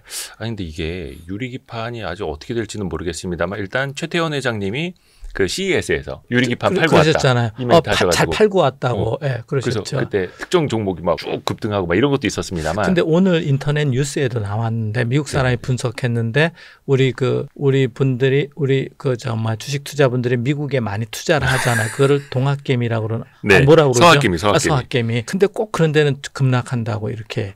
그렇죠, 그래서 그렇죠. 한국 분들이 좀 이상하시다고 그런 건데 너무 또 막 레버리지 투자하시고 막 이러니까 너무 이렇게 유행을 따라가는데 여러 가지 측면이 다 있습니다. 사실 종합적으로 판단하기는 누구도 어려운 건 사실인데 의외로 소문 많이 나는 거에 먹을 게 없다. 아니 다 먹을 건 있는데 하여튼 좀 과대된 게 그렇죠. 많아서 그러니까 어떻게 보면은 그러니까 주식시장의 속성은 그런 것 같아요. 이게 현실이 될 때는 별로 이렇게 큰 움직임이 없는데 먼 미래 희미한 꿈일 때 그때 더 막 환호하는 게 있더라고요. 그게 이제 어떻게 보면 행복 지수와도 관계가 있고 우리가 다 그렇게 살긴 하는 건데 너무 과하게는 하지 말아 주셨으면 오늘 나온 얘기 중에 전반부는 하여튼 과하게는 하지 마시고. 아니 근데 이게 참 유리기판은 일단은 그래서 많은 기업들이 뭐 어디는 장비도 만들고 테스트도 해보고 구멍 뚫는 것도 시도해보고 하기는 하는데 일단은 대형화하기에는 좀 유리한 면은 있는데 네. 그래서 대형화하는 측면이 하나가 있고요. 예. AI 슈퍼컴퓨터가 되면 그게 네. HBM이든 GPU든 대형화되고 개수가 늘어가는 게 한 축이고 그 다음에는 이제 위로 쌓는 게 한 축이고 그렇습니다. 그래서 여러분들이 쌓는 쪽에 일단 더 많이 투자를 하시고 넓히는 거는 조금 천천히 하시면 어떤가 이렇게 싶어요. 쌓는 쪽이 이제 언더필이라든가 네네. 스태킹, 하이브리드 본딩 이런 쪽. 그 다음에 저희가 이제 HBM을 하니까 예. 전 세계에서 저희 연구실에 컨택이 와요. 그렇죠. 전 세계 리딩 기업들이 로드맵 같이 짜자고. 그래, 거기서 보면 장비, 재료, 테스트도 해야 되거든요. 예. 그 다음에 리토그래피, 아까 1m 바이 1m도 리토를 해야 되잖아요. 예. 그래서 노광. 그래서 붙이고 쌓고 하는데 조금 더 집중하시고 넓히는 쪽은 아직 먼 미래다. 멀긴 한데 조금 조심스럽게 한번 같이 연구해보자 이런 제안을 드리고 싶습니다. 어떤 말씀인지 아마 다들 이해하셨을 겁니다. 쌓는 거 조금 더 여쭤보면 네. 이것도 많은 분들이 되게 궁금해하시는 건데 지금까지 이제 TC 본딩 방식으로 이제 열 압착으로 이렇게 쌓지 네. 않았습니까? 이게 언제까지 가능할 것인가? 왜냐면 이제 단이 올라갈수록 똑같은 압력을 준다 하더라도 밑에가 받는 압력들 위에 받는 뭐 엄청 문제가 생긴다 하더라고요. 16에서 32 정도? 거기가 한계일 수 있고. 예, 제가 그거 하여튼 장비 쪽은 많이는 하지는 않습니다. 그래서 조금 조심스러운 편인데. 그래서 이제 하이브리드 본딩을 언제 어떻게 본격적으로 이제 본딩 방식 바꿀 것인지 이것도 많이 저는 HBM4부터 하이브리드 본딩이 들어갈 거라고 봤는데 지금 삼성 SK 하이닉스가 올해 HBM4를 출시한다는 거로 보면 하이브리드 본딩까지 했을까 약간 의심이 되는데 제가 삼성이나 SK 하이닉스 CTO라면 하이브리드 본딩 지금 불 켜고 개발할 것 같습니다. 거기서 HBM4와 5의 또 다른 운명이 결정되는 게 아까 신호선이 2배씩 늘어난다고 그랬잖아요. 네. 그러면 피치라고 그래서 TSV나 본딩의 간격이 점점 줄어요. 예. 기존의 본딩은 좀 녹아서 흐르는 경향이 있거든요. 예. 그래서 옆에 하고 붙어버릴 수가 있어요. 그래서 그 개수를 2배로 늘리는데 가장 치명적인 게 본딩입니다. 그래서 카파2 카파 다이렉트 본딩이 지금부터 해서 아마 삼성과 SK 하이닉스가 지금도 개발하고 있을 걸로 생각을 합니다. 근데 HBM5부터는 그거 없으면 포기해야 될 것 같고요. 그 옆에 거랑 붙어버린다는 뜻이 어떤? 녹아서 납땜할 때, 열 때문에 압착할 때 열도 주고 누르지 네네네네. 않습니까? 그러면 이렇게 금속이 녹아서 옆에 흐르게 돼서 옆에 하고 붙어버릴 수도 있고 그렇습니다. 그러니까 이게 하이브리드 본딩이라는 거는 이제 메모리와 메모리 사이에 적층할 때 중간에 뭘 안 넣고 그러니까 바로 다 붙여버리는 거잖아요. 붙여버리는 거예요. 근데 이게 무슨 뭐 자석처럼 어떻게 붙이는 건지 뭐 더 얇게 그라인딩을 해서 바로 아마 회로를... 구리와 구리는 서로 붙는가 봐요. 잘 표면 처리를 하면 그래서 붙고 그러고 하여튼 그 언더필 이런 물질이 없으니까 열전도성도 좋고. 근데 훨씬 더 어려우니까 당장은 쓰기는 힘들지만 개발이 어려우니까. 네. 근데 언젠가는 하이브리드 본딩으로 가야만 할 거라고. HBM4나 5에서 그거 못하면 회사 그 HBM 문 닫아야 될 수 있다. 그 정도요? 예. 그것도 열 전도율이 높거든요. 개수가 많으면 본딩이나 TSV 개수가 많으면 TSV나 본딩의 일부분은 신호를 보내고 또 많은 부분은 전력 공급에 쓰이고 접지에 쓰이는데 한 제 생각에 앞으로 미래는 그중에 반은 10배는 됐을 것 같아요. 이런 거 아끼다가 보면 이제 사고 치는 겁니다. 제가 SK 하이닉스나 삼성에 계속 얘기하는 겁니다. 지금 전통적인 D램 설계하는 분들은 셀을 다 설계하고 그게 가장 큰 돈이었으니까 그동안. 그리고 가운데 부분에 좁은 영역에 회로들을 집어넣거든요. 외부하고 통신회로. 이제는 아마 이 전체 면적의 반을 TSV로 채워야 된다. 이런 생각을 갖고 있는 거예요. 거의 구멍이 반이다. 엘리베이터가 반이다. 우리 호텔. 근데 이거 예를 들어서 진짜 건축하시는 분 보면 엘리베이터를 건물의 절반을 하셔야 됩니다. 그러면 그 말이 되는 소리냐 막 이럴 거 아닙니까? 그분 다시 안 만나셔야 되는 게 자 우리가 카이스트에도 건물이 있습니다만 새로운 개념의 건물은 중간에 뻥 띄어요. 공간으로 보면 굉장히 비효율적이죠. 근데 사람 심리가 그게 영향이 미치고요. 호텔도 화물 엘리베이터 무슨 엘리베이터 면적이 꽤 한 20-30%는 되지 계단까지 치면. 그런데 만약에 지금 삼성이나 SK 하이닉스가 HBM4나 5 설계하는데 이 땅 아깝다고 TSV 아끼면 또 사고 칩니다. 제가 그래서 설계를 전에는 셀부터 했어요. 거기를 셀을 어떻게 작게 만드냐가 네. 같은 면적의 다이가 몇 개 나오냐니까 돈이니까. 그렇죠. 그걸 버리라고 그렇게 얘기를 합니다. 지금은 배선, TSV 배선부터 설계하고 남는 땅에 셀을 집어넣으라고 그래요. 극단적으로. 이제 그분들이 제 말을 듣느냐 안 듣느냐가 이제 운명을 가를 거라고 제가 좀 조심스럽죠. 이거는 평생 가는 유튜브잖아요. 기록에 남는데 예, 뭐 얼마나 공감하느냐에 따라서 이제 다르시고 이런데 좀 제가 과장되는 측면은 있지만 과장 아닙니다. 그러니까 배선이라는 건 일종의 이제 트랜지스터 개수와도 이어지는 거고 더 얇게 해서 더 많이 때려 넣어야 원가도 절감이 되고 배선이라는 게 이제 트랜지스터와 트랜지스터를 연결하거나 네. 트랜지스터에 전압을 가하거나 또 뭐 시그널을 빼내거나 네. 이런데 보통 십몇 층의 메탈층이 있습니다. 예. 그 층을 어떻게 설계? 거기서 전력 소모가 다 일어나고 신호 딜레이가 다 일어나고 거기서 밴드위드가 결정돼 버리니까. 근데 그 배선보다 중요한 게 구멍이다라고 말씀하신 건. 배선 잘한 다음에 이제 아래층으로 내려 보내야 되니까. 근데 그만큼 앞에서도 말씀하신 그 네트워크, 통신 이게 더 어떻게 보면 더 핵심이다. 근데 통신도 회로가 아니라 연결하는 선이 더 핵심이다. 연결하는 패러다임이 엘리베이터. 바뀌어버린 거예요. 객실 설계보다 엘리베이터 설계가 더 중요해졌다 이러면 이상하게들 보겠죠. 예, 근데 삶의 질이 높아지면 엘리베이터도 다 고급화하던데요, 그죠? 예. 텔레비전도 나오고 그쵸, 뭐 그쵸. 벽도 엘리베이터 좀 안에. 느리끼리 하게 이렇게 돼 있고, 그쵸. 그죠? 투명하게 유리로 해놓고 막. 또 좀 고급 백화점은 또 바깥 보게 돼 있고, 그렇죠? 야, 그래서 어떻게 보면 객실보다 엘리베이터가 더 중요한 게 이제 HBM이 더 높아지고 더 AI 반도체에서 AI 반도체에서 특히 AGI, ASI 이렇게 간다는 신호 가정하에 보면 그렇습니다. 이것도 굉장히 발상의 전환이 필요한 건데 이게 어떻게 보면 원가 절감하고는 거꾸로 가는 거다 보니까 제가 이제 2001년부터 이제 그런 TSV 스태킹 뭐 2010 HBM 할 때 결국은 제가 삼성전자나 SK하이닉스에게 전달하는 메시지 중에 하나가 메모리는 꼭 쌓아야 된다. 표준화 제품이다라는 걸 깨고 싶었던 거예요. 비쌀 수도 있다. 계산이 더 중요할 수도 있다. 저장이 더 그리고 이제 지금 AI가 바로 그런 겁니다. 어떻게 보면 패러다임이 바뀐 거죠. 그쵸. AI로 넘어오면서 그런 게 있다고 말씀드릴 수 있겠습니다. 메모리를 꼭 옛날처럼 범용, 꼭 싸게 만들려고만 생각하지 말고 그거는 이제 맞춤형으로 중국도 잘하는 거예요. 다 따라오고 있고 따라오고 있고 그러니까 선두 업체가 됐잖아요. 삼성과 SK하이닉스의 어려운 점은 네. 기본 룰이 얼마든지 바뀔 수 있다는 상황을 생각하고 항상 준비를 해야 되는 거예요. 2등 업체는 1등 가는 거 보고 빨리 쫓아가면 되잖아요. 근데 우리 산업의 상태나 규모나 경제력이 이제 2등이 안 되는 거예요. 1등이 돼야 충분히 엔지니어들한테 1억 10억씩 연봉도 줄 수도 있고 시장 지배력도 강하고 갑을 병해서 갑도 될 수 있는 거예요. 그러려면 이제 결국 변화에 대한 유연성과 리스크 테이킹을 해야 되는데 그게 이제 두 회사 다 아니면 현대자동차, SK, LG 다 마찬가지입니다. 도전해야 되는 새로운 문화와 방식의 그런 게 있죠. 그런데 전통적인 그 생산 설계 제품 이제 소프트웨어 얘기는 또 다음에 해보고 싶습니다만 그거를 고집하면 중국과 경쟁해야 된다 이렇게 생각이 듭니다. 저 따라오는 중국하고 그냥 경쟁하지 않고 훨씬 더 앞서가는 방향을 선택을 해야 되는데 그게 과거에 했던 우리 경영상의 선택은 머릿속에서 이제 지워야 된다.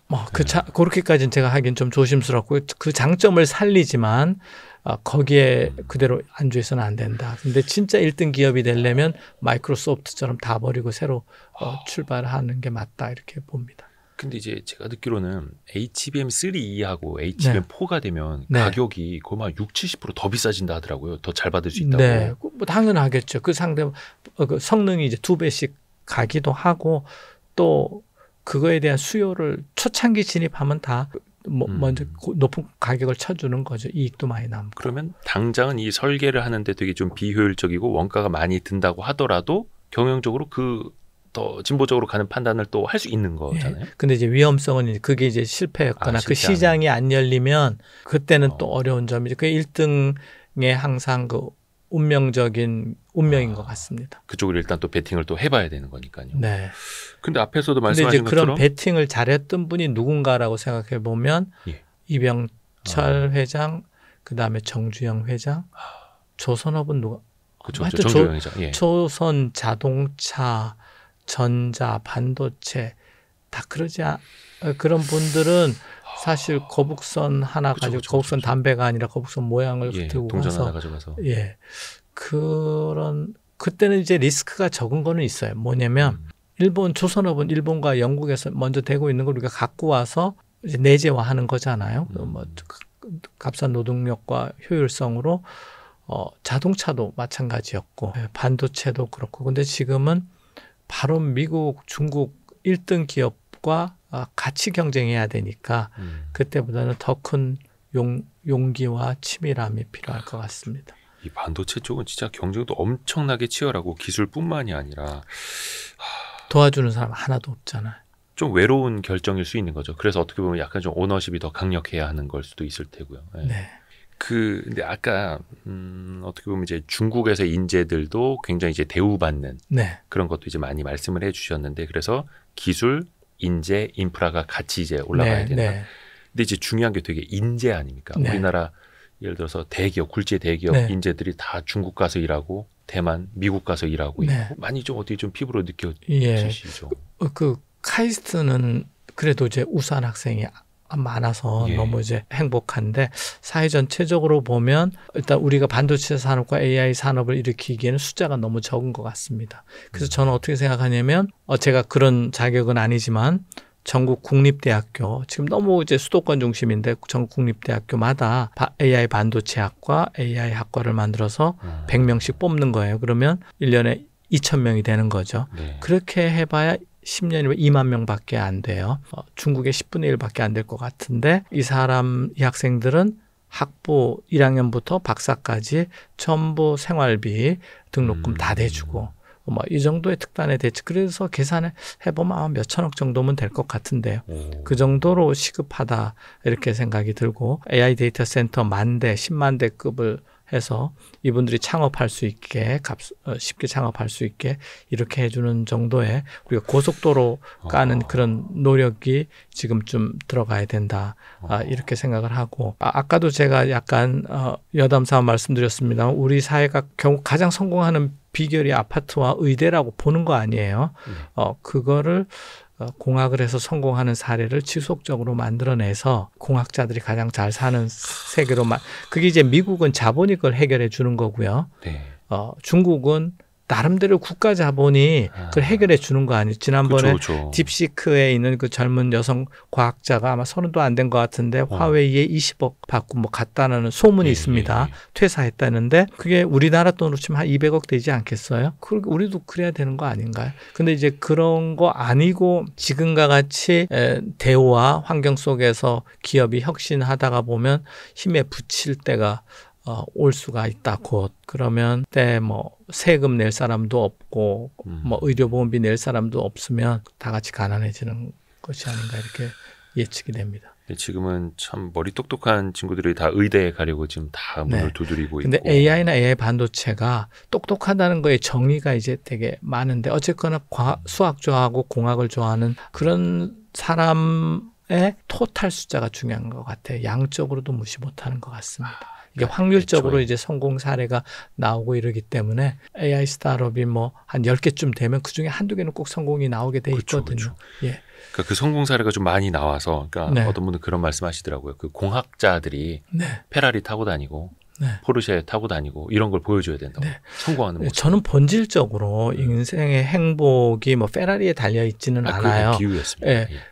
그런데 그 상징적인 거죠. 사회에 그게 저는 공학의 좋은 점 잠시 세일즈 해드려도 될까요? 그럼요. 앞으로 2시간 반도체가 AI가 좋은 점 1번 재미있다. 딴 직업 재미있는지 잘 모르겠어요. 재미있다. 그 다음에 사회에 좋은 일을 한다. 어떻게 그렇죠, 좀 기업을 도와주고 제가 전에 이제 플레이스테이션 3에 들어가는 HDMI 칩이라는 거를 한 적이 있는데 요만해요. 아무 가족도 제가 뭐 하는지 모르다가 플레이스테이션 3에 들어가는 칩 했다니까 되게 좋아하더라. 요즘은 제가 집에 퇴근하면 뭐 하냐면 보통 이제 6시, 7시 되는데 그러면 이제 가족 보통 저녁 약속은 잘 안 잡습니다. 그러면 이제 저녁 먹고 가족하고 와이프하고 이걸 지금 한화가 이제 야구요? 야구 이제 시작했는데 항상 시범 경기는 잘합니다.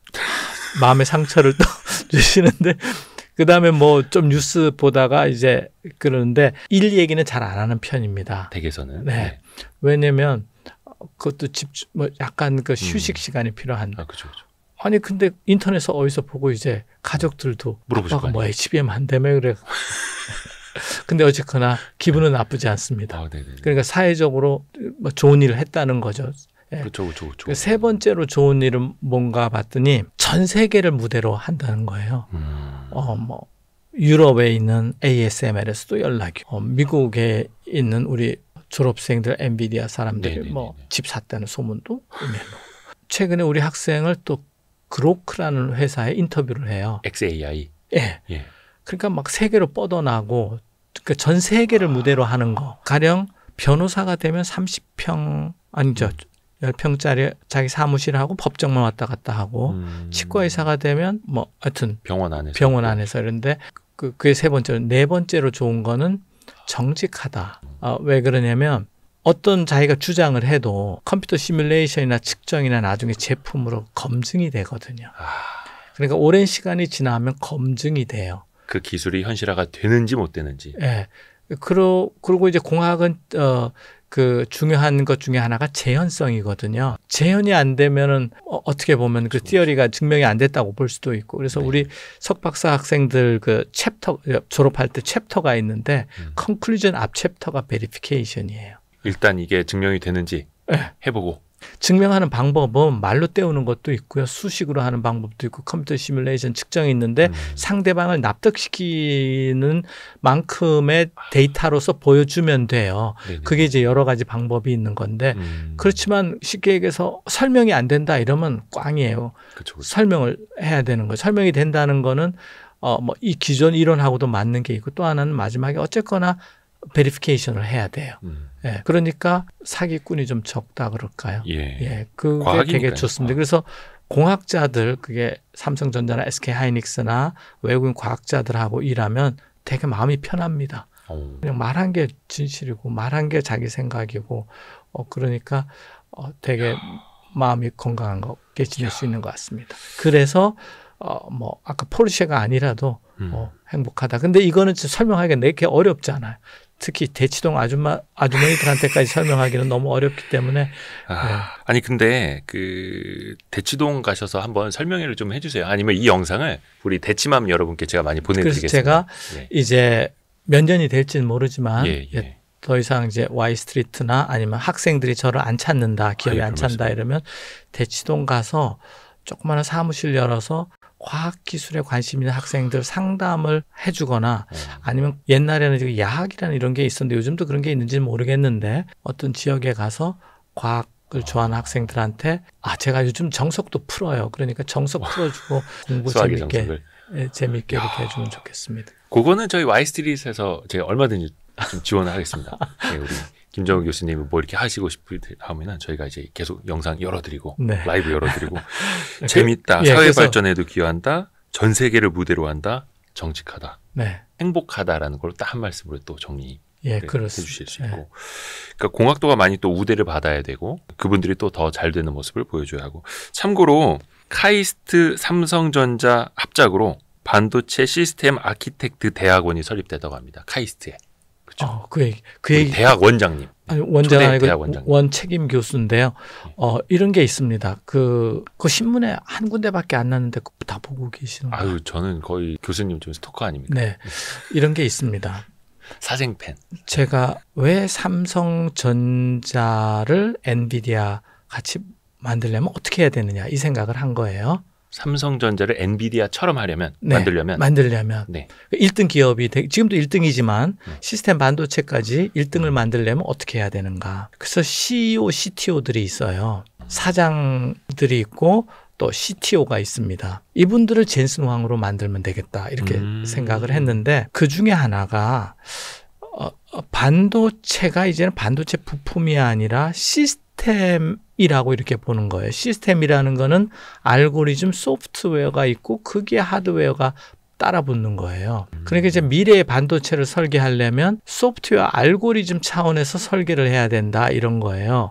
그냥 전에 우리가 인텔하고 일할 때 인텔의 부품으로서 스펙 정해주면 최대한 빠른 시간에 만들어서 값싸게 만들어서 시장 지배력을 갖는 게 아니라 인텔이 정하는 것처럼 인텔과 마이크로소프트의 기능을 합친 기능이 삼성에 들어와야 되겠다. 그러려면 그런 인재들을 길러내야 되지 않겠냐. 소프트웨어 알고리즘과 반도체를 동시에. 그래서 삼성전자에서 반도체 설계하시는 분들을 뽑아다가 카이스트에서 소프트웨어 알고리즘, OS, 컴파일러 이런 거를 가르쳐서 동시에 개발할 수 있는 인력으로 만들어서 배출하자. 이런 해서 삼성전자에서 지원하는 시스템 아키텍트 대학원을 세웠고 삼성전자 사장님 여러분들이 다 동의를 해주셔서 운영 비용은 다 삼성이 내고 그래서 지금 바로 3월 1일부터 지금 시작을 했습니다. 그러니까 여기에 삼성전자 임직원들이 와서 수업을 듣는 거라고. 네. 예. 2년 동안 아예 풀타임으로 와서 석사학위를 다시 받고 가고요. 이게 성공적이 되면 박사학위까지 해서 확대할 예정입니다. 그래서 저는 삼성전자에서 소프트웨어, 하드웨어 동시 설계할 수 있는 시스템 아키텍트 그런 사람을 제 욕심은 한 1000명을 만들고 싶어요. 그 대표적인 시스템 아키텍트가 미국에는 짐 켈러라는 사람이 있습니다. 짐 켈러. 예. 그런 사람을 이제 만들어 신. 수백 명 만들어내려는 생각입니다. 이야. 한국의 짐 켈러, 한국의 젠슨 황. 수백 명 그렇게까지 만들어내면. 이제 말을 하는 건 조심스럽지만 제 속마음에는 이제 그런 꿈을 가지고 이제 시작을 했습니다. 와. 물론 이제 하루아침에 뭐가 달라지진 않겠습니다만 네. 그분들이 또 열심히 공부를 하시고 또 새로운 창의적인 생각을 하시고 또 사회적으로 아까 말씀하신 그 인프라라든지 그런 지원이 같이 좀 덧대졌을 때 네. 그때야말로 꽃이 피고 열매를 맺을 수 있겠죠. 예. 그 학부 커리큘럼을 바꾸는 건 되게 어렵습니다. 학과가 딱 이렇게 나눠져 있고 전산, 반도체 있고 학부 때 또 배워야 될 수학, 물리, 화학도 많고 그래서 대학원이 그런 새로운 인력을 만들어내기 딱 좋지 않느냐 이렇게 일종의 융합 교육입니다. 전산적. 그래서 그 시스템 아키텍트 카이스트 대학원의 참여 교수님 반은 전산학과 교수님이시고 반은 전자과 교수입니다. 보통 둘 사이가 안 좋은 편인데요. 제가 잘 이렇게 친하게 지내서 밥도 많이 사고 이렇게 해서 완전히 그 학교의 교수님들 사회에서 새로운 융합 모델을 또 제가 만들고 싶어요. 근데 다행히도 삼성전자에서 많은 재정적인 지원을 해서 요즘 자주 만나고 아마 제가 아까 이메일이 왔던데 다음 주인가 양쪽 교수님 학생들하고 맥주 파티하는 날짜 잡는 것 같던데요. 네. 어디에서요? 대전에서. 대전에서. 네. 좀 여의도에서 저희가 좀 개최를 해드리고 해야 되는데. 근데 이게 참 가능한 게 그냥 기술만 있어서는 안 되고 그건 이제 사람이 결국 하는 일이니까 네. 또 우리 교수님은 또 덕이 있으셔서 그건 사람을 아니고. 또 잘 모으실 수 있으셔서 삼성이 많이 도와줘서 그렇습니다. 진짜 존경스럽습니다. 근데 이게 어떻게 보면은 거의 결국 이제 인재에 대한 투자가 분명히 있어야 되는 거기 때문에 네. 또 인재를 또 우리가 대우할 수 있어야 되겠고 또 이 공개가 정말로 재미있고 행복하다라는 네. 것도 많은 사람들이 좀 아셨으면 좋겠고 그래서 저도 저희가 시간이 많이 흘렀습니다만 이 질문을 꼭 되게 드리고 싶었습니다. 많은 사람들 알려드리고 싶어서. 네. 저는 이제 문돌이지만 문과지만 이 공개가 또 잘 돼야 되니까요. 예. 너무 감사합니다, 네. 교수님. 긴 시간 이렇게 제가 그냥 뭐 연구실에서 학생들이나 친구들하고 하던 얘기를 여기서 마이크 앞에서 했는데 기자님께서 그걸 또 다 들어주시고 너무 재밌습니다. 이렇게 리액션 해주시고 감사드리고요. 감사합니다. 좀 쓸데없는 내용 있으면 이렇게 편집도 해주시고. 아닙니다. 우리 구독자분들께서 우리 김정호 교수님을 그냥 괜히 좋아하는 게 아닙니다. 진짜 콘텐츠도 있으시고 미래도 내다보시고 또 철학도 있으시고 덕도 있으시고 존경합니다, 교수님. 네, 저도 존경합니다. 우리 카이스트 김정호 교수님과 함께했습니다. 너무나 감사드립니다. 네, 감사합니다. 고생하셨습니다. 네, 고생하셨습니다. 지나간 얘기만 하는 게 아니라 그를 통해서 이번 분기에는 어떤 기업들이 좋아질 수 있을까에 대한 고민도 같이 있을 거라고 생각을 합니다.